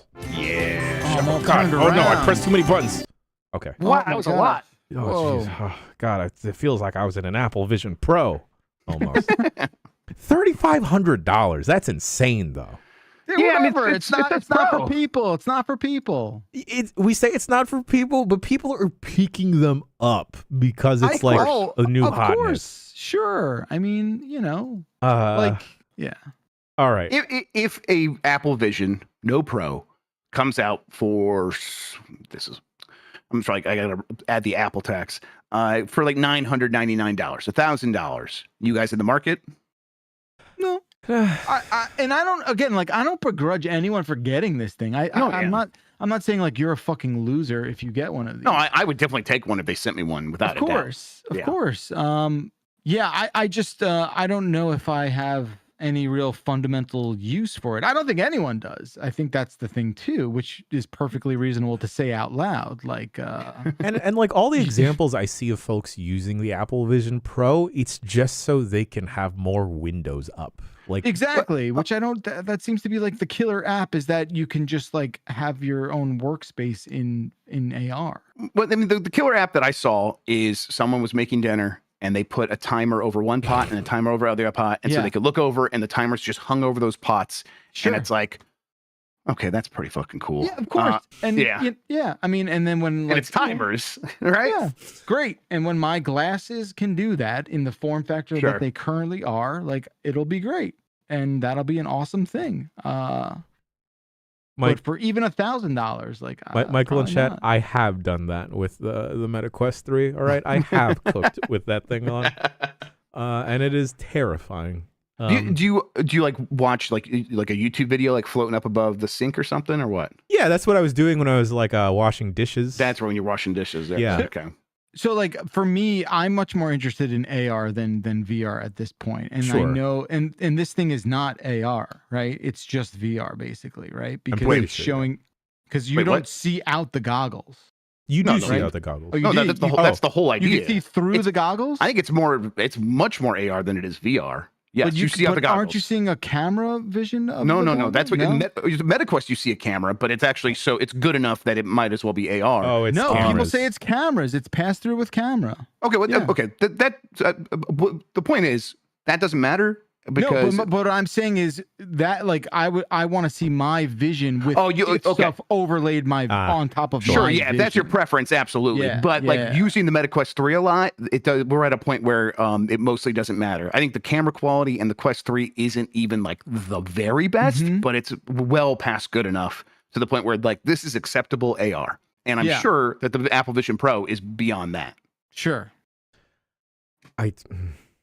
What's wrong? No, it just pains me inside. Like I see a lot of people saying this is the best piece of tech that they've ever used, and I'm just like, all right, that's I'm fine. sure that it is. I'm sure that it is. But anyway, all right. Video Sounds games. heavy. Sounds heavy. The wire down in the pocket, I get it. Like these are just small. They're nitpicks. Whatever. Totally. If I got one, I would use it. Yeah, I would play around with it for sure. Yes, I'm not gonna drive with it on though. No, I'm not a piece of shit. Yeah. I used to be, but I'm not anymore. I'll. I mean, some slick back hair would fit well under. you Apple got Vision Pro. You know. Listen, I'll do some AR sloppy steaks. Let's go. hell yeah. Gentlemen, Steam Next Fest is going on, so there's a bunch of demos abound. Ooh, did you hop into something? I did. I hopped into Balastro. This is a roguelike game. So this may be up your alley, Mr. Grubb. Does it have anything to do with Bolero, that's the song, or is it just No, I wish it did, because then it'd be okay. extremely vibey. Yeah. It's a roguelike card game, and you just like a Slay the Spire, you are assembling a deck as you go along. But this just happens to tap into a recent hobby that I've discovered. That hobby being poker. So it is a poker roguelike of sorts. Okay. Where you are playing hands, and your hands may be, like, all right, you're just playing high card, cool. Oh, you're gonna play two pair, all right. Oh, you got a flush, God. you got a straight, you got a royal flush, all right, cool. But so how it works is each card has a chip value attached to it. So an ace will be 11. Face cards, I believe, are 10, and then it goes on in numerical order. And depending on how many cards you're using in your specific hand when you're playing it, that'll add a multiplier. So if you use I believe if you do throw in two pairs, it'll multiply it times 4, I want to say. So it'll take that chip value that you're generating with your face cards and numbered cards and multiply that by 4. And then with each different encounter or level, you have to exceed or at least reach a certain chip value. So your small blind, which is your first round here, you'll have to reach, let's say, 300 chips. The big blind will have to be like 600 chips. But where it gets funky, y'all, is you upgrade, you get the ability in between encounters to get Joker cards, and these Joker cards will add multipliers or different aspects to your game. So say, for instance, one Joker card will multiply your multiplier if you're playing odd numbered cards or even numbered cards or specific suits or specific conditions. Like, hey, you play 3 of a kind, you're going to increase your multiplier by 3. So then it starts adding a little bit of complexity to there. And I should say you have 52 cards to start out the game, and you have up to 5 hands to reach your chip value. On top of that, you can discard sets of cards up to 3 times in a round. But going back to how you're accumulating cards, you're also getting tarot cards. And these tarot cards are kind of like wilds where they'll have different conditions. Like, all right, I'm going to upgrade my queen to be a gold card. So now this queen will give me money if I don't play it. And if I end this round with it in my hand, or it'll increase the multiplier, or on top of that, it'll change the suit to be a wild. So I can mix and match with anything. And you quickly slam through this game and wind up developing your own play style Like I wound up just going straight for flushes. So I wound up leveling up my flushes. So, and just trying to cater specifically towards spades and diamonds, where I would be trying to destroy other suits. Like I'm trying to get rid of all the hearts, all of the clubs in my deck to just cater for, bless you, for spades and diamonds in my specific deck. And I was just rinsing through where I would take care of the small blind, the big blind, and then like the boss within a round within one hand, because I've already catered to get like a level 5 flush. Okay, I'm watching gameplay of this as you're describing it, and this. Okay, so first off, I think it's called Batro, not Balastro. Yeah. Okay, yeah. Batro. Okay. This game has figured out a way to like turn poker into like a blind box slot machine. Yeah. Oh my God. Like you just gave me a rush of dopamine by saying those words. I just said that out loud and I fucked your ears up, right? Yes. Like, this is crazy. Yo. And like the thing is, so it's technically still in early access. Yeah. But I kept playing the demo and there was like no shut off time. The only thing that they were talking about of like, hey, yeah, we'll just have different variations of Joker cards and tarot cards. Another aspect to it is, yes, in between rounds they have these blind booster packs, Bacalar. Sure. And then some of those will have different foils in them, different hollows. I'm seeing some of that stuff. Yeah, it's so funny because poker is the original like buff game. You know, like it's the original of like anything with cards, right? Like there's always like weird rules, like twos are wild now. Like you can, like, and this just takes it to the nth degree. Oh my God. I love how like they describe it as a game where you play illegal poker hands. Mm-hmm. It's so good. I also really like the way it looks, where it's like, it's very, like big fonts, big simple fonts, and like lo-fi UI. And then the artwork on the cards is also sort of it's not Game Boy Color, but it's like a generation beyond the Game Boy Color, but it looks like it's kind of staying in that like limited palette, and I like that as well. This is awesome. The other go ahead, Grubb. I'm just gonna say I'm kind of want to I'm gonna play this game, but I kind of want to watch you play it, Jan. We were so strapped on time. If we could do some like Next Fest demos at some point. Yeah. Let me see how long this is running. This game is out in 2 weeks, by the way, though. It is like it is also such a smart card game because it's just a card game as well. Because immediately one of the biggest issues that it took something like Slay the Spire a while to get adjusted to is the speed, and they just let you crank the game speed like from the jump. Ooh, okay. So like you are melting time away. I stayed up last night because I had to go edit some stuff, and I was like, oh, you know what? Let me go check out some of these demos to play so I can talk about it on the podcast. Oh boy. And then, oh boy, did I suddenly lose 3 hours playing this demo. Oh my God. But it is insane. Like I feel like I'm stealing the game right now by playing the demo because of how full-fledged it is. But Batro, it's also helping me identify poker hands, like just you're also practicing with it, so I can't encourage that. No, I'm kidding. It's wild. This looks wild. Absolutely. I'm getting in there. I'm just going in the Next Fest right now, and I started downloading some demos, and that's the one I'm getting right now. So very excited to try that out.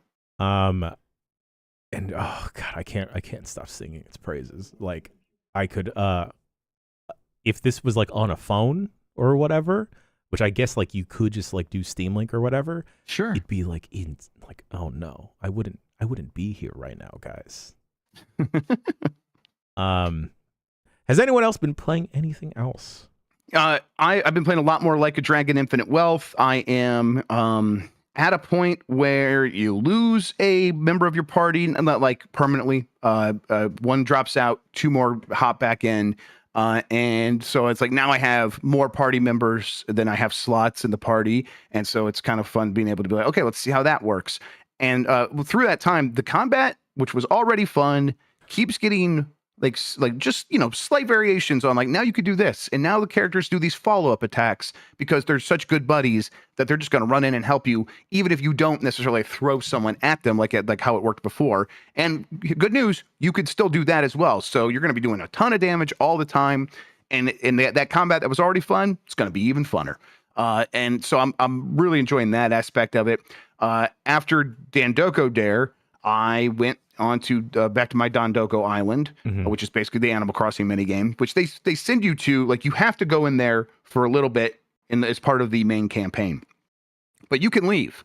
I did not. I just kept playing it until I got 5 stars. Whoa, wow. Because it's super satisfying. It's simple. It's a simplified version of Animal Crossing, but it's actually got a lot more going on than you even expect. It's just like, oh, you're going to be able to accomplish this in a handful of hours instead of something like Animal Crossing. You have to play like a whole year.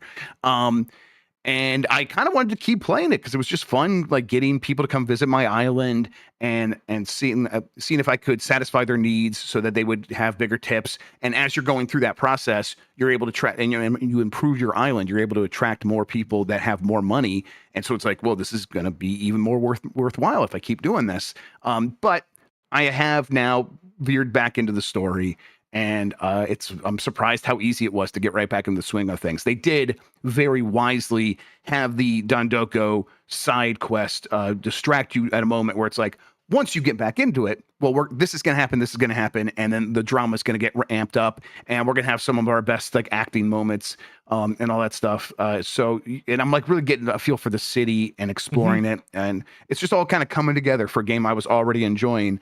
I'm enjoying it even more. It is like maybe 35 hours in and 35 hours in. And I'm like, man, I do feel like I am a very long way from finishing this game. And it's like more and more games are showing up. More and more games are on the horizon. And I'm like, I hope I can actually beat this game. But as it stands right now, I want to, I hope to, but we'll see if I'm able to stick with it as like things start coming out here pretty soon. Nice. Yeah, it's stuff is ramping up. I do enjoy that. I feel like Infinite Wealth has been reaching a wider audience than I expected. Like outside of I think it's sold like 1 million copies much faster than any Like a Dragon game has sold before. That's great to hear. Yeah, I think it is officially popping off in that way that you're like, hey, this game seems like it has potential to reach new audiences. I think it has officially done exactly that. And not like I'm among them. I've played some of these games a little bit before, but I've never really gotten into them in the way that I have with this one. I think they've just really figured out what they are, and so like they are. It's very easy for them to like, okay, we do this and this, and we're going to make that stuff all better. And then when we try new stuff, well, we feel comfortable trying new stuff because we already know what works for us, and that's already in the game, and we have a ton of it. So it's just kind of at a point where everything I do, I'm enjoying. And the stuff that is the fundamental aspect of the game, the combat and the relationships between the characters, all that stuff is so top notch that it's very easy to get invested in it. Yeah, I think getting super into Infinite Wealth has kind of hampered my experience with Persona 3 Reload, which we talked about at length with Turbo Sean, Mike Minotti, and Michael Heim last week on BCR. I spent some more time with Persona 3 Reload, and talking about like tonal shifts, it is like absolutely wild going to the concept and the how fleeting time is and what you do with time versus running around Hawaii with your hooligan friends. But I'm happy to say that I'm enjoying more of my time with Persona 3 Reload now that I've been told by the boys and the experts to focus less on all of the social links, because that was one of my biggest like anxieties about playing Persona 5 Royal, is that I felt like after a while I was playing that game with a spreadsheet of making sure I was maximizing all of my time throughout the day. But hearing that, all right, some of these ultimately there's not going to be a good payoff, or there's not going to be an amazing payoff to just like real life, go with the friends that you like and go foster those relationships. The other game I've been playing besides the poker game, and Like a Dragon and Persona 3 Reload, and the other game that we can't talk about is I'm just typing this out for myself. Suicide Squad killed the Justice League. Oh, what is this? Let me tell y'all. Y'all like loot? I think it's called Unalive Squad, actually. So when we put this on TikTok later. Oh, okay. Sean, please adjust. I don't like. I don't like anything I ever say. Don't worry. I don't know how to feel about that. Let me tell y'all. This game isn't bad. This game isn't bad. All right, so like, you know what the criticism is, right? Yes. Like, you know all that. So. Well, wait. What is the criticism though? 'Cause I think I've heard some of it. I've not watched SkillUp's video yet. But let me say what I think it is, and then you guys can confirm if this is actually true or not, based on what you've heard or what you've played. It is a game that does have some fun elements in terms of moving the characters around and fighting. Like, there's actually nothing necessarily wrong with that. Right. But the missions you're doing, the design around all of that is repetitive, right. And then the game doesn't know what it wants to be, and that distracts from everything that is good about it. And then the performance is very good. The visuals are very good, and the storytelling and the humor is actually really on point. I hear that, and the thing I'll add on to that I've been hearing a lot is that it's too focused on gunplay, and the characters are very similar. That's another thing. And that there's nothing really that because like Captain America played very different than like Hawkeye in Avengers, and yes. Like that is not happening here. Yeah, even with the traversal abilities, it's like, oh, y'all can kind of do the same thing. It just looks different. But that being said, the movement does feel good, and I think that they've leaned into something that I completely forgot that Rocksteady was really good at, and that's just creating really good and well animated scenes that pay a lot of attention. Everything looks top notch that I've seen. Like, straight up. Yeah. And then I forgot that this was one of Kevin Conroy's last. I think it is like the last thing that's going to come out. I think last pieces of work where he was Batman, and I was like, when you approach Batman and you hear Kevin Conroy's voice, it's like, all right, I'll sit down, I'll stop clowning on the game, fine. And yeah, he's just he's in his bag. It's working really well. The voice cast that they got working really well. These cutscenes look really good. It's just the in-between part of having to continue down the same loops over and over again are a little bit, I don't even want to say frustrating. It's monotonous is what it is. It's weird to think this in 2024, but this is I could justify paying $60 for this game. Paying $70, on the other hand, is a completely different story where I think your money may be better served elsewhere despite liking the game. I've yet to play multiplayer, so I have no idea what that experience is like. Everything has been single player. It's surprising I've heard people say it doesn't improve things all that much. Yeah. Looking at the flow of the game, I could just see some of the missions going by faster. And, you're just mowing down. That's already a short game based on what we've heard, about 9 hours to beat it. Yeah. A short game, whatever.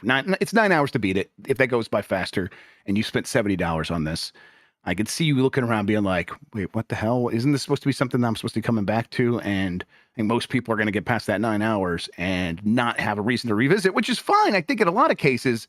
But here it feels a little bit weird just because, again, the way it's being sold.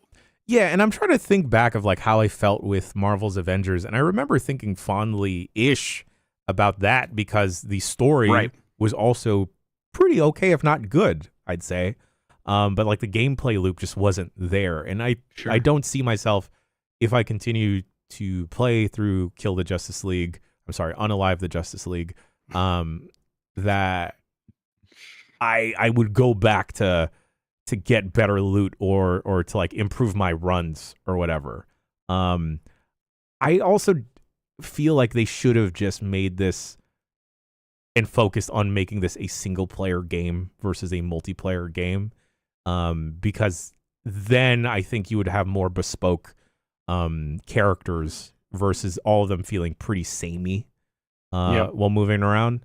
But that being said, or even a co-op game without the understanding of it being a live service game in Yeah. some way, right? Where Yeah. it's like, no, yeah, we have a multiplayer campaign in there, and the characters are very different because you can play this campaign 4 times, and it's going to feel very different because all these characters are very different. When it's like, no, you need to pick your character and stick with it and play with your friends and come back, and you're going to have a crew that's going to be your Suicide Squad crew. And I think they work themselves into a shoot here, work themselves into a corner a little bit, where I think that they began designing the game from those needs, and it just did not serve this game great in any way. No, yeah, and it's a bummer because like when you jump into the cutscenes, like everyone has such very distinct personalities and quirks that none of that is reflected in the actual like game play at all. So there's like a disconnect there a little bit. Like a huge disconnect, you know? Yeah. Like you'll see like Harley Quinn emoting and like being like very true to that character, and then like, you know, King Shark is just a big shark. You know, this makes me think a lot about, I want to say like some of the reaction to Arkham Knight when it came out, and I know that's 8 years ago, right? Yeah, sure. But like, wasn't there weirdness yeah, at around least.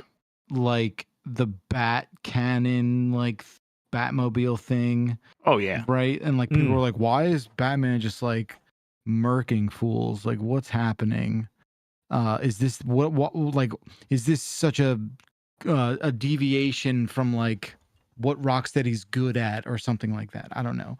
I guess what I'm getting at is like, where do we go from here? I mean, you just said it, Grubb, in the news spot. Like, this is having a bit of a rough launch. So I mean, it's like people are calling this a stain on Rocksteady that's going to be hard to wipe away. It feels much more drastic than that, right? It feels like, does a Rocksteady going forward from this point with leadership that left about last year, maybe a little bit before that, but clearly in the run up to the release of this game, because that was before the delay, I think.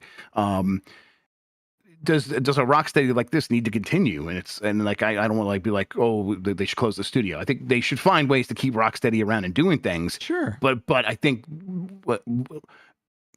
beyond going back and making a new Batman Arkham game, the idea of like, okay, building on the future of Rocksteady from this point feels very tenuous.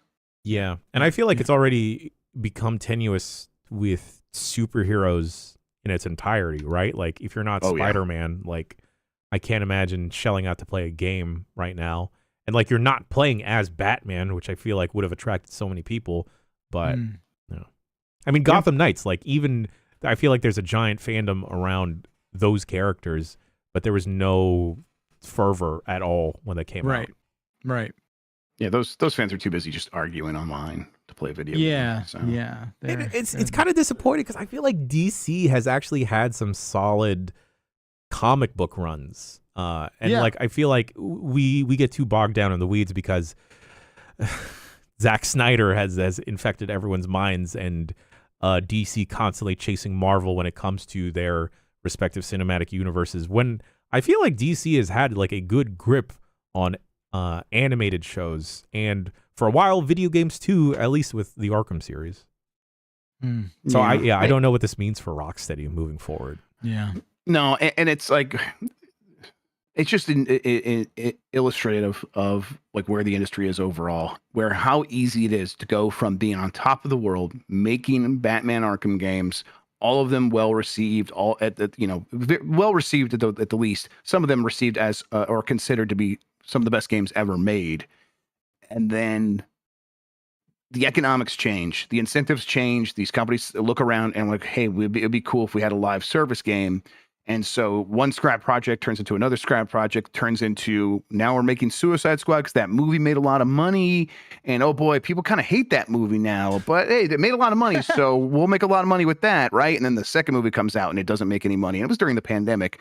But it's like, the bad decisions can snowball so fast that when we talk about like these companies being risk adverse, this is the example that is going to be pointed to going forward, where they tried something slightly different, and everything went wrong with it in terms of how it could pay off. And now we're questioning the future of Rocksteady. And it's like, well, Rocksteady should be around forever. They made the Arkham games. And it's like, well, that's not the way it's going to work. But don't you think it is sort of manufactured more than it is risk, right? Like, don't you think this comes from like focus testing something to sort of help, and like one feeds into the other, right? Yeah, I guess, yeah. I don't know. I think there is a really difficult balance in the very long development cycle of a lot of this stuff, where enough time goes by and things kind of get lost, or there's a big enough detour from the original sort of vision that you can kind of lose your way along the way, if that makes sense. Yeah, and like people in chat like, hey, no one asked for this, and it's like, yeah, I mean, no one explicitly asks for a game like this, but you do look at the sales charts, and a lot of times it's games that are live service multiplayer components that are always at the top. I mean, we looked at the MPD chart a couple weeks ago for the best-selling games of 2023, and it's like, oh yeah, look at that, the Hogwarts outsold all these other games. Well, that's a single-player game, but then MPD, or Circana, excuse me, they changed their name. Put out a list of like, and here's the games that actually are making the most money, no matter when they came out, whether they came out in 2023 or not. And almost no 2023 game is on that list. It's all games that are live service that have been around for a while. Destiny is even on there and stuff like that. So people don't ask for it, but the money speaks way louder than what people say online, at least to many of these executives. Now, is that a way to run your business? Is it like, is chasing that stuff ever going to work? I think we all know at that point, no. I think we've seen it enough times that chasing that down is really difficult to do.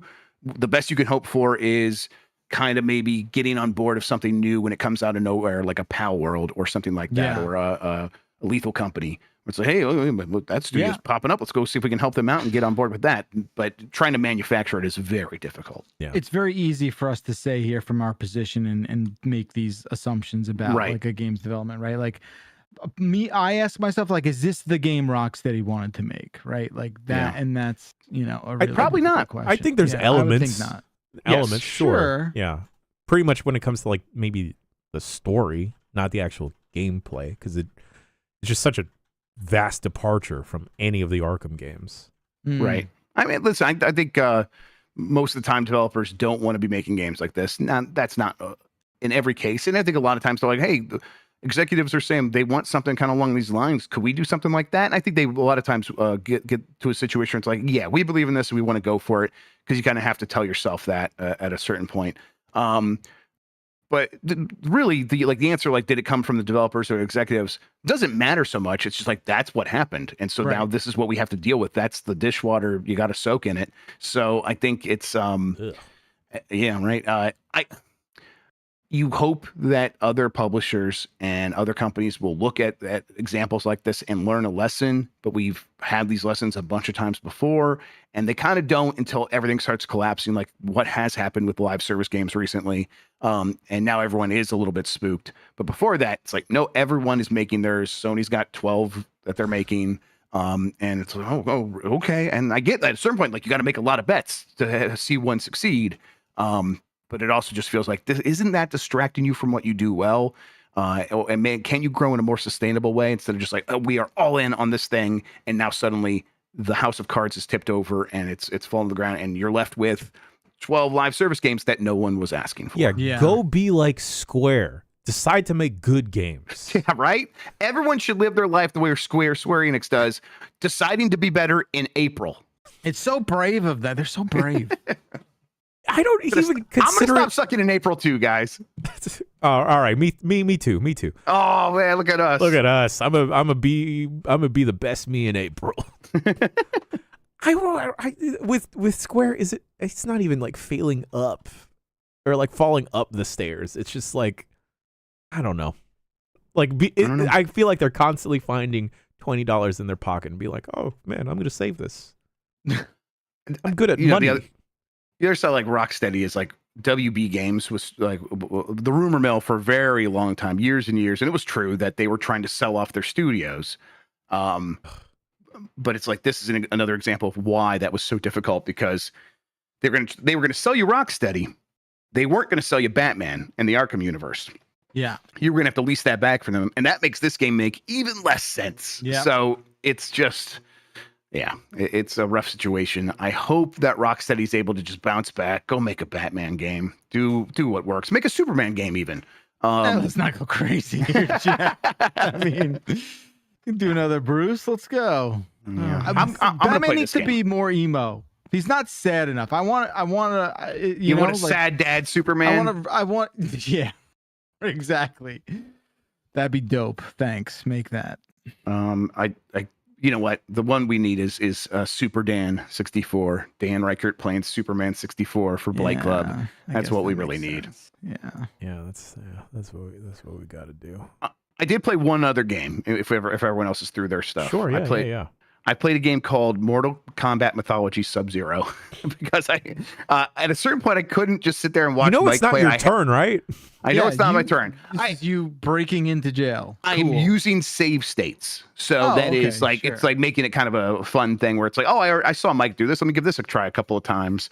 I did try like to do that second level that Mike spent 6 hours on, like for shoot a couple of times, and watching him, it's like, okay, I know I could possibly do this, but why would I waste my life minutes doing something that we're forcing Mike to do? Well, But that I did look. I did some level select to see what's coming, and I don't want to spoil anything. So I think most of it, we should see most of it. I've not seen the vast majority of what's coming. right. I did jump to the last level just to see what it was like, and I got to the first enemy. And he kicked my ass like 12 times. I could not get past the first enemy. So I'm like, I'm just going to run past him. And then the level just kept going and going and going. So I'm like, oh, do I have to fight these guys? And so I fought him another about 30 to 40 times and could not beat him. Now, my character isn't leveled up, I think. So that's a problem likely there.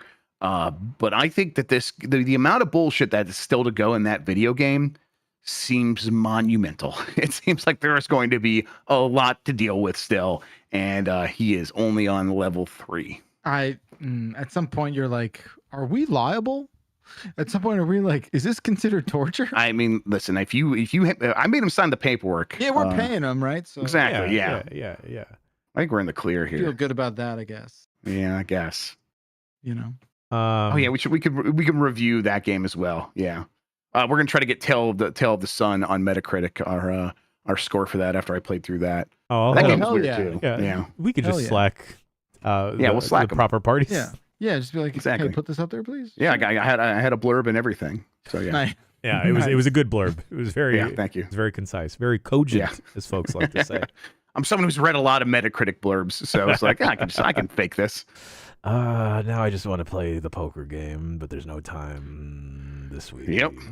I'm looking I'm putting that on the Steam Deck, and I'm gonna spend some time with it. maybe there's time in between after GMM on Thursday before dump truck. Let's figure it out. Like I just downloaded a couple Steam Nexus demos. What did I get here? I got. Oh yeah. I actually want to share some of the demos that I downloaded that I intend to check out. Checked out Tales of Kenzera Zhao. This was had the cool 2D movement abilities. Tarnished Blood, Tendril, and then Until Then demo. And shouts out to Until Then because it takes place in the Philippines. Nice. Ooh, that's cool. Yeah. It gives mad what's it called? A space for the Unbound vibes, and not just because it takes place in Southeast Asia. All right. I did download this Nevergrave game, which looks like I think it's a roguelike Metroidvania, and I'm like, I could always do more of those. I'm gonna check out this Homeworld 3 demo. I'm someone who played Homeworld 1 when it first came out originally, and haven't really touched the series since. So I'm like, it's time to get back into Homeworld 3. Homeworld's that like 3-dimensional space real-time strategy game where like the ships can move like anywhere in like a tank. And so there's like a lot to consider there. And I think I'm at a point where like that might overwhelm me, but I'm going to give it a shot. And then I got Star Trekker, that 4X game Millennia, and this mech farming game Lightyear Frontier that has co-op. I think maybe we could all try to play that. That could be a fun one. That game's actually it's out March 19th, so we'll be in PAX. But Steam Next Fest ends Monday. It's 7 days, and there's like 1,000 games apparently. Yeah, it's crazy. Yeah. So does that mean we? No, okay. It's up until Monday, so maybe Monday. Oh, that Monday slot. I finished Tale of the Grubb. I did there's a couple things we're considering for like, hey, just we got some time during the week, we'll put it in that slot. But maybe we should do that first. I just want to get Doshin the Giant. We talked about that. I think I want to make Dan play that. So, but we have time. We have time to get to that eventually. Yeah. We had not enough time to play all the things we need to play because other than talking about Suicide Squad, we should probably play Suicide Squad. Maybe. Yeah, let's do it. I would actually like that. Maybe sometime in April or whatever, we give Mike a reprieve, and instead of Blight Club, it's like Delight Club, and he can just play one palate cleanser. Okay, we'll see. We'll see if he earns it. Perhaps. Yeah. Oh, yeah. He has to earn it. He did terrible on Dandoko Dare last week. Negative points. Right. It was embarrassing for everyone involved. I can't believe that he would choose to participate in the sport. What was sully the name of Dandoko Dare? Exactly. It's making a mockery of the sport, as Paul Reichert would say. It's a respectable institution, and he just shat all over 30 feet all over it. So. Yeah, he didn't wipe his feet before he got into the mat like a good boy. Disgusting. Folks, we're going to take another quick bricky break, and then we will be back with electronic mails from you, the folks at home.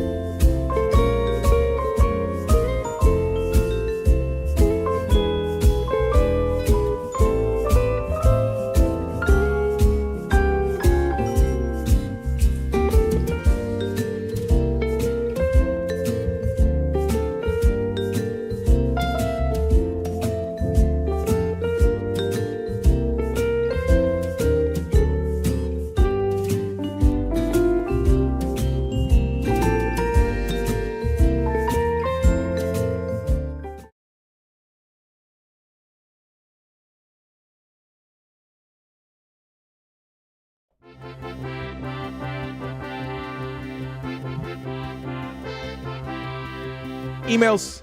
Bombcast@giantbomb.com is the email address to send your emails to. Write any and everything you want. If it's a nice message for the crew, I'll send it to them. If it's a bad message for the crew, I'll still send it to them to keep everyone tight, and make sure that everyone's all good and like, all right, I'll take this constructive criticism. I'm sorry my face looks this way. I'm sorry. And then if it's a coupon code, I'm not going to send it to Dan because that man doesn't believe in coupons, but I'll maybe use them.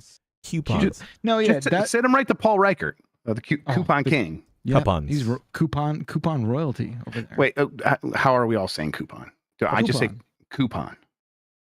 Coupon is like, I don't think it's a regional thing. I think it's a generational thing. I mean, coupon. No one says no one under 40 says coupon. I think I used to say coupon because of my parents, and then I think I started saying coupon. I say coupon. Coupon. You got a coupon for that? I think I definitely used to say coupon. It's a funny word, huh? Yeah, man, we're saying it a lot. It makes me think like I'm a Moogle, like Kupo, but like coupon. Oh my God! Final Fantasy VII Rebirth. Cut the check. Like just Moogle coupons. That's probably a thing already, right? Make us all be Moogles. Let's all voice Moogles in your game. I'll say Kupo so many times. I'll say It'll be Kupo nuts. for free. You know what? All right, next time we see Ben, we gotta like juice the squeeze and squeeze the juice. Is that the phrase? Juice the squeeze. I mean, it's when it comes to Ben Starr, it absolutely is a You thing. can say juice the squeeze. What does Like, that it's mean still- though? It means something else. It's like, yo, we got to juice the pressure that It's we're it's putting what on. happens when you get a honk in Like a Dragon Infinite Wealth. Have Oh, you ever I don't know what have that you met? means. Yes. I mean, no one does because you just walk in and you're like, hey, you get yourself honked.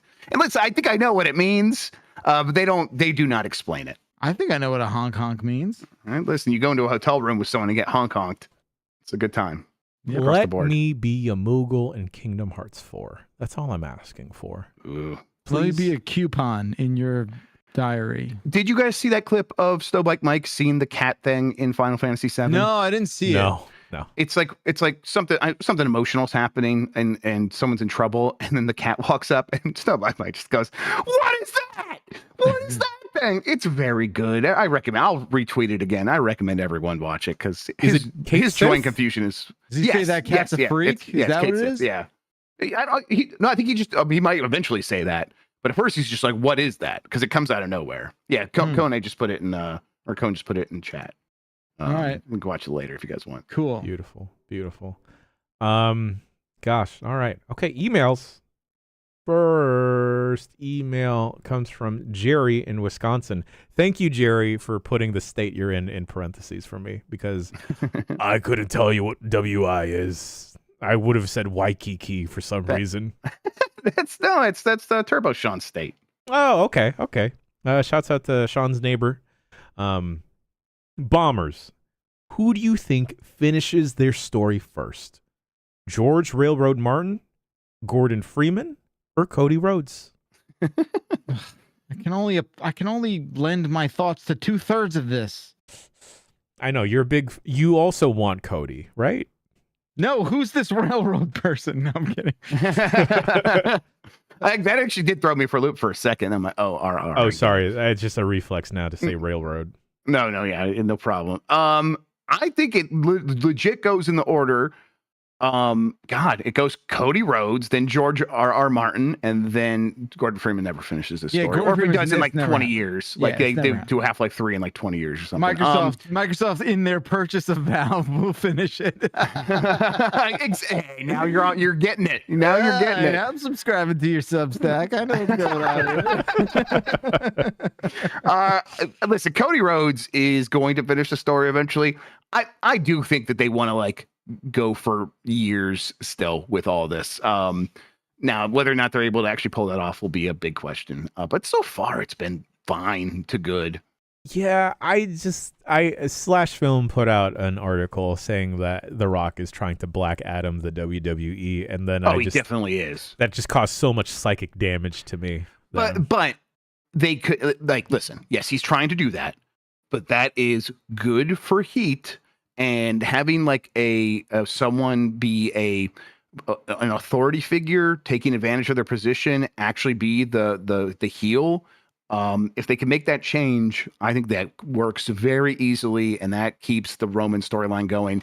Maybe I'm starting to believe Dan when he said that they might want to keep the belt on Roman until he actually does beat the record and has had it longer than anyone ever. So, and that would be like 2028 or something like that. Oh my God. I know, but listen, we're in 2024 and they could get there. I think that belt doesn't matter anymore. It hasn't mattered in years. Yeah, that's fair. Okay. All right. Right, but what about the Oilers making history tonight and possibly beating the consecutive win? They're very good at hockey. It turns out, it's a scary team being even scarier than ever. Those fuckers. You know what sucks? I gotta fucking wait till Saturday for another Red Wings game. Yeah. You know that wrestling has kind of re-entered the mainstream when Has it? Yes. I don't think it ever left. I think it's very much part of everything. I when agree, it sucked, but people didn't talk about it very much. When you have George Kittle, who has like a big game to worry about because he's going to be in the Super Bowl, And he's, instead of worrying about that, he's worrying about Cody Rhodes and WrestleMania instead. Yeah, that's cool. I get I mean, listen, that. George Kittle's not gonna do shit anyhow. I'm still mad at him because I missed out on a lot of money because of him. I told you I watched half of the Iron Claw last night, and I'm watching it with Stace, and she knows next to nothing about wrestling, and me hanging out with her, I'm like like a pro. Like I You're welcome. Look, I'm gonna take credit myself for this because this is just like when you have 5 years of an obsession, you retain Did you some tell of that. Stacy some of that was a shoot? No, I didn't get that deep into the weeds with her, but like there's a scene, we're like halfway through, and they're like, it's the part where like they're conditioning Zac Efron's character to like be in contention for the belt, right? Mm-hmm. Did you guys see this? You saw the Iron Claw? I haven't seen it yet, but I mean, I know the story. Yeah. So they're Like conditioning him. They're getting him ready for like the NWA title belt, right? Yeah. And they do a really good job of like comparing winning a belt in wrestling to like getting a promotion, right? Yes. Like that's basically what it is. It's like it's a promotion, right? There's a lot of confidence in you, and they say you're ready for the next step. So she's watching this match, and she's like, he's got to win this match, and I'm like, well, what do you mean? She's like, he's got to win, like. He has to prove himself to the rest of the wrestling community that like he's good enough. So if he beats this guy, he's then next in line for a contention. I'm just like, Oh hell yeah! I'm like, no. What do you mean? I like hit pause on the movie, and I turned 90 degrees, and I'm just like, what are you talking about? What do you mean? This is all it's all arranged. Like they even go into great detail about how it's arranged, and she's just like, no, I think this one is. I think this one. Yeah. She's like, I think this It's still one. real to Stacy, Right. damn it! She goes, Hell I yeah. think this one is like doesn't play by the prearranged rules. I love this. And I'm just like, but then the scene right after, they like totally were like, oh, that was a great, like, why didn't you get up when you should have? Like, and it totally erased all of that illusion for her. And she looked at me and she was just like, okay, I guess you're right. But But did she really say, all right, I got worked, brother? no, Yeah. she didn't say it like that, but she said it in her own way. And I thought that was really awesome. That movie's all right. Go That's check right. it I out. mean, listen, that is. We all know it's arranged, but in the moment where like who cares? You want to believe. of You want to course. believe. So like, Of course. that's great. That's Yeah. fantastic. It's a play, right? It's a play. Enjoy the play. Enjoy this sweaty It's play. like any other TV show. It's Yeah, scripted. exactly. Yeah. Enjoy this very sweaty play. Yes. Sweaty plays. Sweaty plays. The new Giant Bomb feature. Next email comes from Brandon.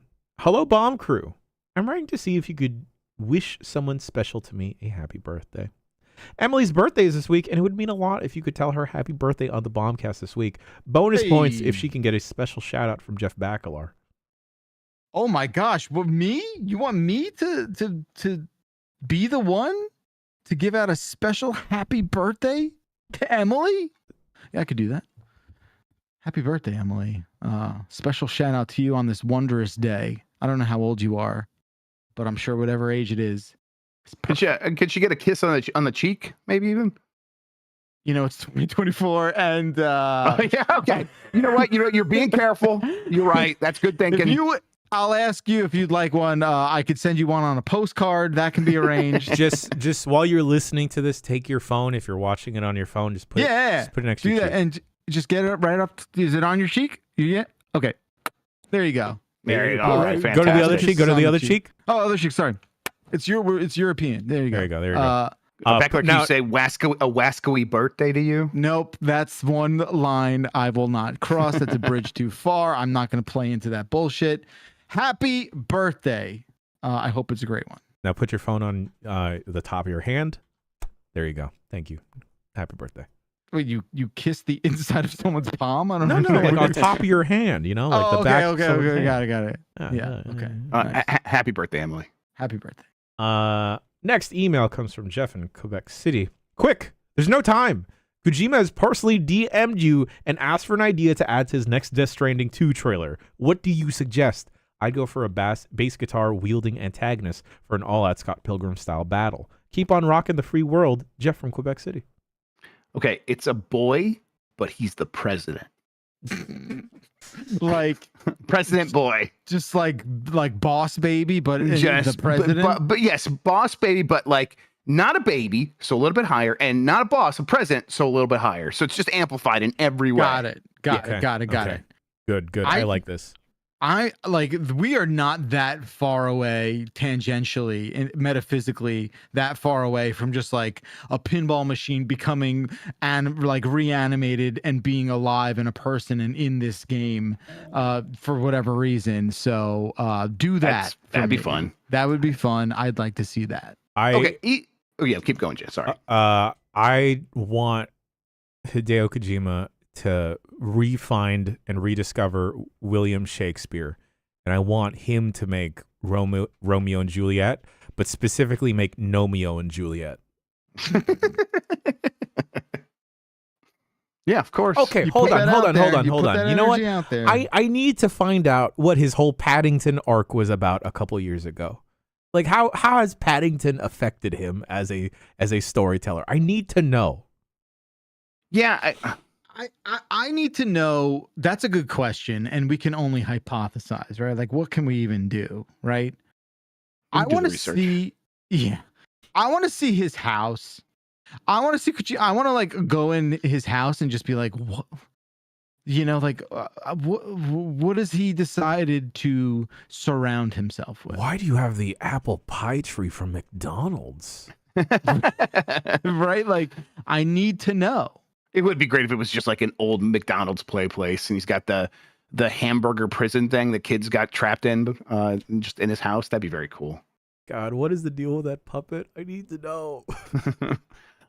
Okay, so yes, is Kojima's bullshit still fun to you?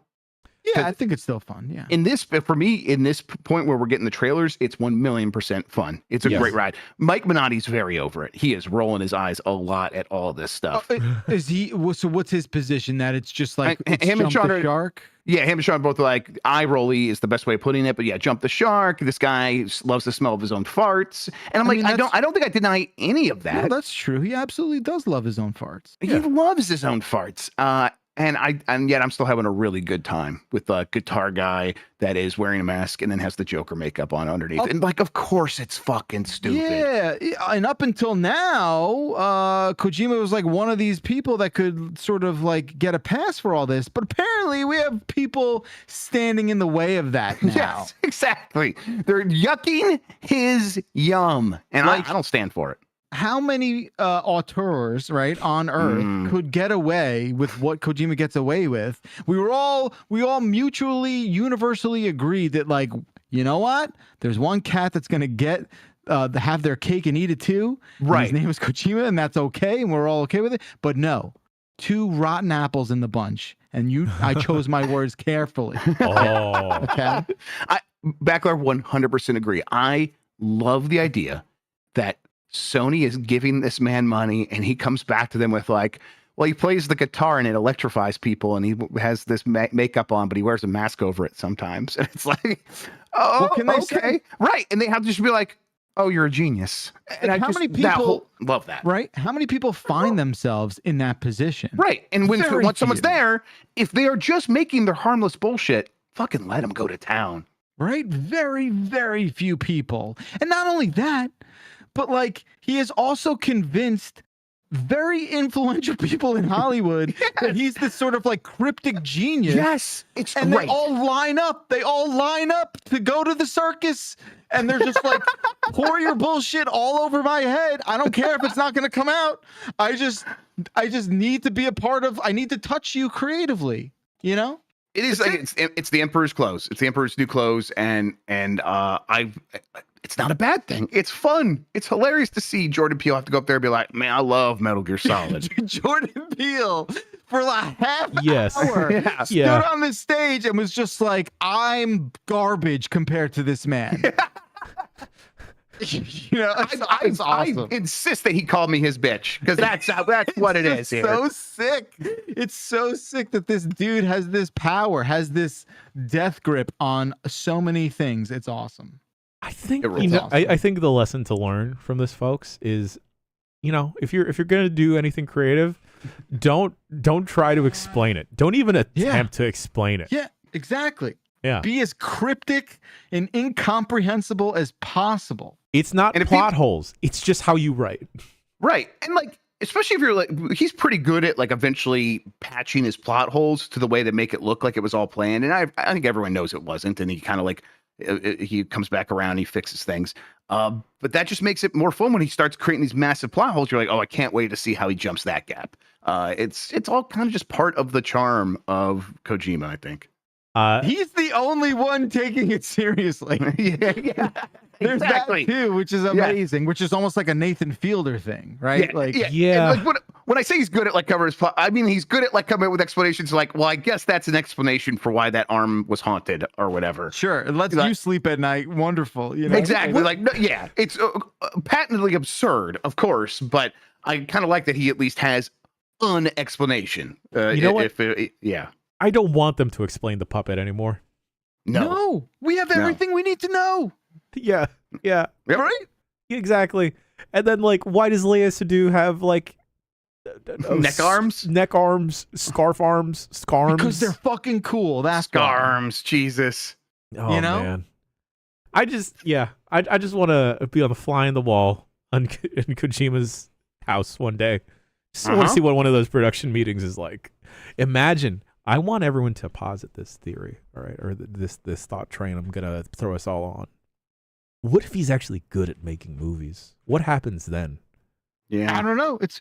I mean, like, you know, we were in a situation at the Game Awards where we were like met some Kojima people for a second. Remember that? And we were just, and in the back of my head, I kept thinking like, you're like in the factory. You're like in the magic factory. Like, what is that like? Like, what's going on in your day to day, magician? Is there a You metal know? detector to get in? Is there a door to get in? It's like you're the closest person to working at the Wonka factory that we're gonna have. You know, like, Oh no, it's he's awesome. It's actual so- Wonka. He is the Willy Yeah. Wonka. he is, dude. We Next should be thing so lucky. next thing you know, he just like Willy Wonka. Kojima's gonna say, "Oh yeah, I'm illiterate. I don't know how to read or write." He's like Charlie Day from It's Always Sunny, Yeah, just writes in yeah. hieroglyphs. It's like, man, this guy can code. Yeah. All right. Two more emails. This one's from Cooper in San Jose. Shouts out to you, Cooper. Morning, folks. I have a question for the keyboard king of New Jersey. I've been using an old Razer keyboard for the past 17 years Oh, Jesus. and figured it was time to upgrade. I do a bit of woodworking in my free time, and I was wondering if I should make a wooden mechanical keyboard in matching keycaps. Has this been done before? And if so, do you know what kind of switches would pair well with it? I'm looking for something that gives a solid, hefty click and feedback, but I know absolutely nothing about keyboards, so I figured I should ask the expert. Thanks for all your help. Much love, Cooper in San Jose. Wait. Oh my gosh, Cooper. What are we doing, bud? So okay, there's definitely been wooden cases for keyboards, right? And I think when I bet you there's been almost all wooden, like builds that you'll see on YouTube of like, hey, can this work? I bet someone's done all wooden everything and that they've been possibly can be wooden. commercialized too. They've been Okay, like they have been. Oh, commercially wow. manufactured. Like, yeah, especially there's like a Chinese brand that has done a bunch of them. But anyway, like, yeah, it'll sound really good. I would suggest working with a very heavy wood, especially if the sound profile you're looking for is like deeper. The only thing, so what I would do is I would find like the PCB that you want this to fit with, right? So build the case around the PCB that you want your form factor to be for the keyboard. And I think you'll be fine. Making a case is pretty easy. Again, you just have to like leave tolerances and room for all the other junk that goes inside of a keyboard to fit. I'm also happy to help you out on, with this on the side if you want to write back and we can get a conversation going. For switches, if you want clicky switches, I don't know. Like for me, for my taste, a clicky switch would almost be a waste in a wooden board because you almost want to have the board's natural sound be the thing you hear and not the actual clicking. So maybe like a linear or like a light tactile would work better in that. But again, that's all preference. But yeah, and there's plenty of keycap sets that would match some sort of deep mahogany case that I'm envisioning for you right now. I love this idea. I also don't know like how well certain woods cut, so you would know better being a wood person. But yeah, that's my advice. Heavy ass wood, like real heavy ass wood, that can get really finely sliced up for what you're going to need to do, and then pick that PCB, which you can find, pretty much anywhere, and build it around that. Beauty. Someone sent a link of a walnut solid wood and resin backlit artisan keycap for the WASD Aero spacebar key set, and for just those, I think it's $16. So it's so those are the keycaps? Yes, the keycaps. Yes. Yeah. No, yeah. Well, I mean, I think for the spacebar, WASD, and the arrow keys. Oh, sorry. Right. So yeah, you know what that is, right? Yeah. It's still pretty expensive, I think. Yeah, like you would probably only put you would want a regular GMK set or PBT, whatever it is, set for all the legends, right, and all the alphas, whatever. But you could have specialized wooden ones. Especially for like the escape key too. I see something really, really nice. I'm envisioning something real nice. Get you something real nice. I have like where the fuck is it? It's down there. I have like one of the first ones I ever built was like a cheap wood keyboard. It's like it's almost like. Do you gotta oil that? I don't think so. I don't think you need to oil it. Maybe you could.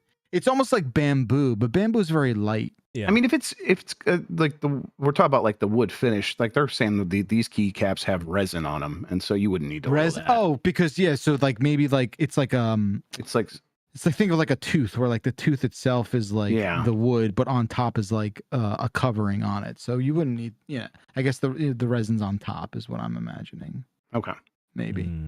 But anyway, yeah, I love this idea. I love this project. I'd love to provide more advice if it will help you. There you go. There you go. Last email of the show comes from our dear friend Nathan from Tumwater, Washington.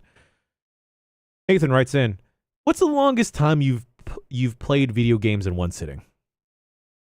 Oh, in college I played Counter-Strike for like 8 hours. Oofa doofa. I played a couple years ago. I did my marathon stream, and it was just me playing Pokemon Legends Arceus for 12 hours. Oh my god. I think that's got to be the longest I played any one game for one sitting. I think I might have done like maybe 6 to 8 hours of Resident Evil 5 with a homie. Yeah. But most recently it's playing Batro for like 3 hours when I should be sleeping or working. Do you guys have like I know I have a very specific time threshold now. Like if I'm playing a game for more than 2 hours now, I think my threshold is like 2 hours now. Some games lately I don't notice it though.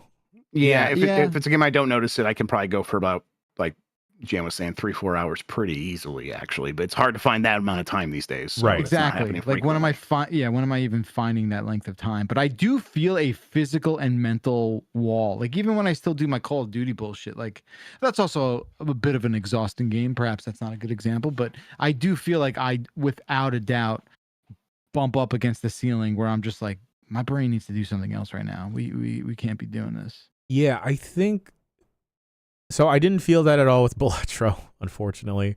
But Balatro's probably like more. Is it more passive? Right? It's more sort of like, not that it's not. It's like numbers go up type thing. You know, like yes, there is strategy, but you can kind of like go into autopilot in your own head. But like a dragon, time melter, especially when you get to Dondoko Island, and Prince of Persia, an absolute time melter. Yeah. Right? Like, did not notice the time go by. Sure. But Persona 3 Reload, I felt the time go by, like, increasingly. Yeah. All right. I'm glad you're playing that, not me.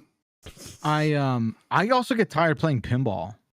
I mean, that's Well, maybe that's like more a physical, yeah. Yeah, but if I'm playing more than like 2, 3, when I do more of that streaming, I would be like, oh man, if I'm doing this for like 2 hours, that's a lot. I do want to. I haven't streamed Venom yet. I have a Venom game here, and I would like to stream that very soon. So I will. Oh, do cool! That. I would like to see that. Ooh, Yeah. I did waste a lot of time, and I think I may have played this for like, ashamedly, like 4 or 5 hours. But Super what's Auto that? Pets. Oh, there's nothing to be ashamed about. Oh no, I'm just nothing but ashamed of that game. And yeah, just being locked in to that because it came out on phones. Terrible for me. Can I ask you guys to do something for me? Like, do you guys have Steam open on your computers in front of you? I do actually. Can you go to your library and go to Home and go to All Games and sort by hours played and tell me like what's your most played game on Steam? Because for me, it's Eco at 547.2 hours. Now, the interesting thing about Eco is that's a game that the way I played it twice, and they are in 30 real world day sessions. That's how long it takes for the asteroid that's up in the space to hit the planet that you're on, and it happens in real world time. Now, I played twice for 547.2 total hours, or at least that's how long I had it on. And if you do the math on that, so divide that by 2 and then divide that by like 30 days. On average, I played that game for 9 hours a day when I was playing it. So That's insane. yeah, that's real scary. I got to assume a lot of that time had to be the game was on and I wasn't at the computer or something. Yeah. Because otherwise, I'm like, wait, no way I did that. How do I? Okay, so if you go, if the library tab at the top, Yep. Yes. and then Home. maybe hit home. Yes, hit home. Then scroll down past everything. You should see like a selection of shelves of your games, and I think the one at the bottom likely should be all games. No, I'm not seeing. Maybe I have like a different view or something. Yeah, you can hit the add shelf button, I think. And do you see that below? Let's see if you. I have add a game. Oh, choose shelf. Okay. Yeah, choose shelf and go to all games. All games. Yes. Sort by hours played. Where's the shelf? Okay, maybe no, actually don't go home. Just go to. Well, maybe You can go in library. Yeah, just hit the library button. And do you see like what's new at the top? Yeah, I see this. Yes. Okay. I have close to 75 hours in Team Fortress 2. Okay. But then again, I did not get into PC games until fairly recently. Right. My times drop off pretty drastically after that. It's Battlegrounds is 424 hours. Hitman's 173 hours. Civilization 5 is 170 hours. Man, Rocket League 160 hours. Jesus. I can't play some of these games for quite some time. Elden Ring was 133 hours. Oh boy. Yeah, if this was like including console stuff, it'd probably be some embarrassing numbers. Yeah, my like Call of Duty times on Xbox were like for Modern Warfare 1, it was 2,000-3,000 hours, something in that range. I have 50 hours in Awesome Nuts. I don't know if anyone remembers that. It is a 2D Hell yeah. Dota-like. I wonder what mine is. Like, I still can't figure this out. Are you looking on the left or the left? No, we're on the right. It's the main window. Oh, okay. Add shelf. Yeah. Yeah. Choose shelf, and you're going to select all games. All games. Sort by yes. There time you go. played. Hours played. Oh, GTA 5. 275 hours. Mm. Oh, wow. Okay.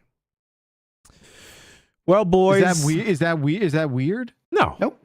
No, GTA is like that's a perfectly normal game. Yeah, a lot of people No, I play mean, it. like, I was just, you know what? Are you ashamed? No. So when Dylan was born, I spent a lot of time finding peace with my life in that game. Sure. Okay. Meaning, I loaded a custom soundtrack into it that was mostly like 80s, like Vice sort of styles. music, Uh-huh. and I would just sort of like drive around in that place listening to that music just to be like finding that peace, if that makes sense. That's how you gotta do, man. I get it. That's how yeah, it, absolutely. No, I hope that's and the second game after that is Teardown at 70 hours. Oh wow. And that's mostly my son. Yeah, crazy. Fun stuff abound. I'd like to hear the horror stories of how much time you at home have put into a video game. I think I saw Albert said 2,000 hours in one, which is insane. Yeah. I bet ultimately it is Counter-Strike for me, but because that wasn't Steam back then. Right, it wasn't Steam. Yeah. You know? Mm-hmm. Yeah. Yep. Yeah, it was like at least 1,000 hours in all of the Call of Duty games up until probably the one after Advanced Warfare. And then I did 1,000 hours in Titanfall and 1,000 hours in at least 800 hours in like Titanfall 2. Play some video games, huh? Yeah, there was a point where it's like, I'm just gonna go home and that's what I'm gonna do. I'm gonna work all day and then I'm gonna go home and play these games at night. Hell yeah. Now, did you ever consider yourself good? Yeah, I mean, like not great, but like, I would be paying attention to my KDR, and occasionally I'd get my Call of Duty KDR up around 2, which I think is pretty good. I think anything above 1 is good. Yeah, that was pretty good. They would always be 1. It'd be like I would settle in early on around 1.25, and then if I would actually work at it, I could get it up pretty high. There are some games though where, like Titanfall, I think I was always like kind of around 1-ish. That game, I'm like too busy having fun to worry about like my KDR. Nice. God, I think I probably spent too much time in Splatoon 2 now that I think about it. Oh, yeah. Any of the too Pokemon old to games. think about my KDR, you know? Yeah, right? Folks, that does it. That brings us to the end of the show. So shouts out to you if you've stuck with us. That's all the shouts out we're giving. To you, to SnowBikeMike, and to Emily, because it's her birthday. We got a packed week this week. Game Mess has returned for the rest of the week. That's right. Having a good time with that. Thursday, Game Mess mornings will be pushed off to perhaps a Game Mess brunch to cater to some intercompany stuff. We also got Blight Club continuing this week. Godspeed, Mike. Oh, my God. It is currently planned that we will also be doing a Power Bombcast tomorrow as well. Lots and lots to talk about within the wrestling world. Voicemail dump truck popping off as per usual. Is there a Jeff's this week, Jeff? No. The next one will be next week. Fantastic. We also are planning BCR this week. We will be talking about Suicide Squad with Lucy and Tam, who have completed it, as well as diving into Helldivers 2 this Friday for UPF. I'll probably want to talk about Foam Stars as well, because I think that unlocks at 9 p.m. tonight. I think it's out now. I think it's out in some places. I think in the United States. Hey, listen, it could have unlocked now as well. Could have unlocked now, and hey, maybe we'll find some more time to squeeze in some more games. Perhaps I can convince someone to sit in with me while I play poker, the poker roguelike.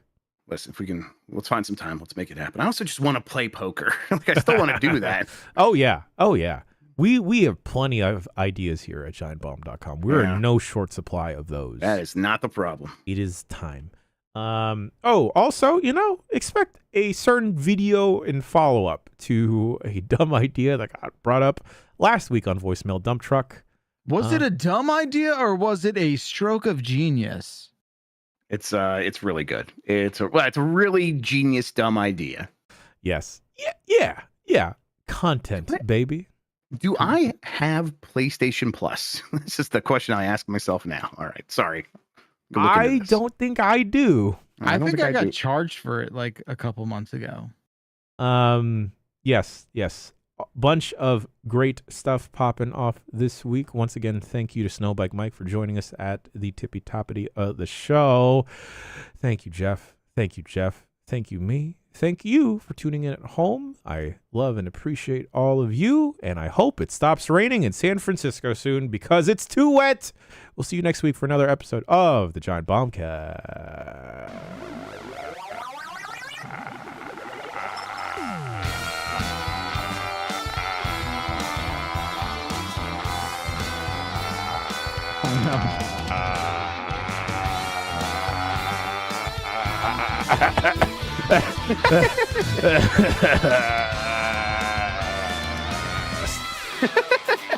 The Giant Bombcast is brought to you by expelling a small amount of air to create sounds out of your lungs. See you next week.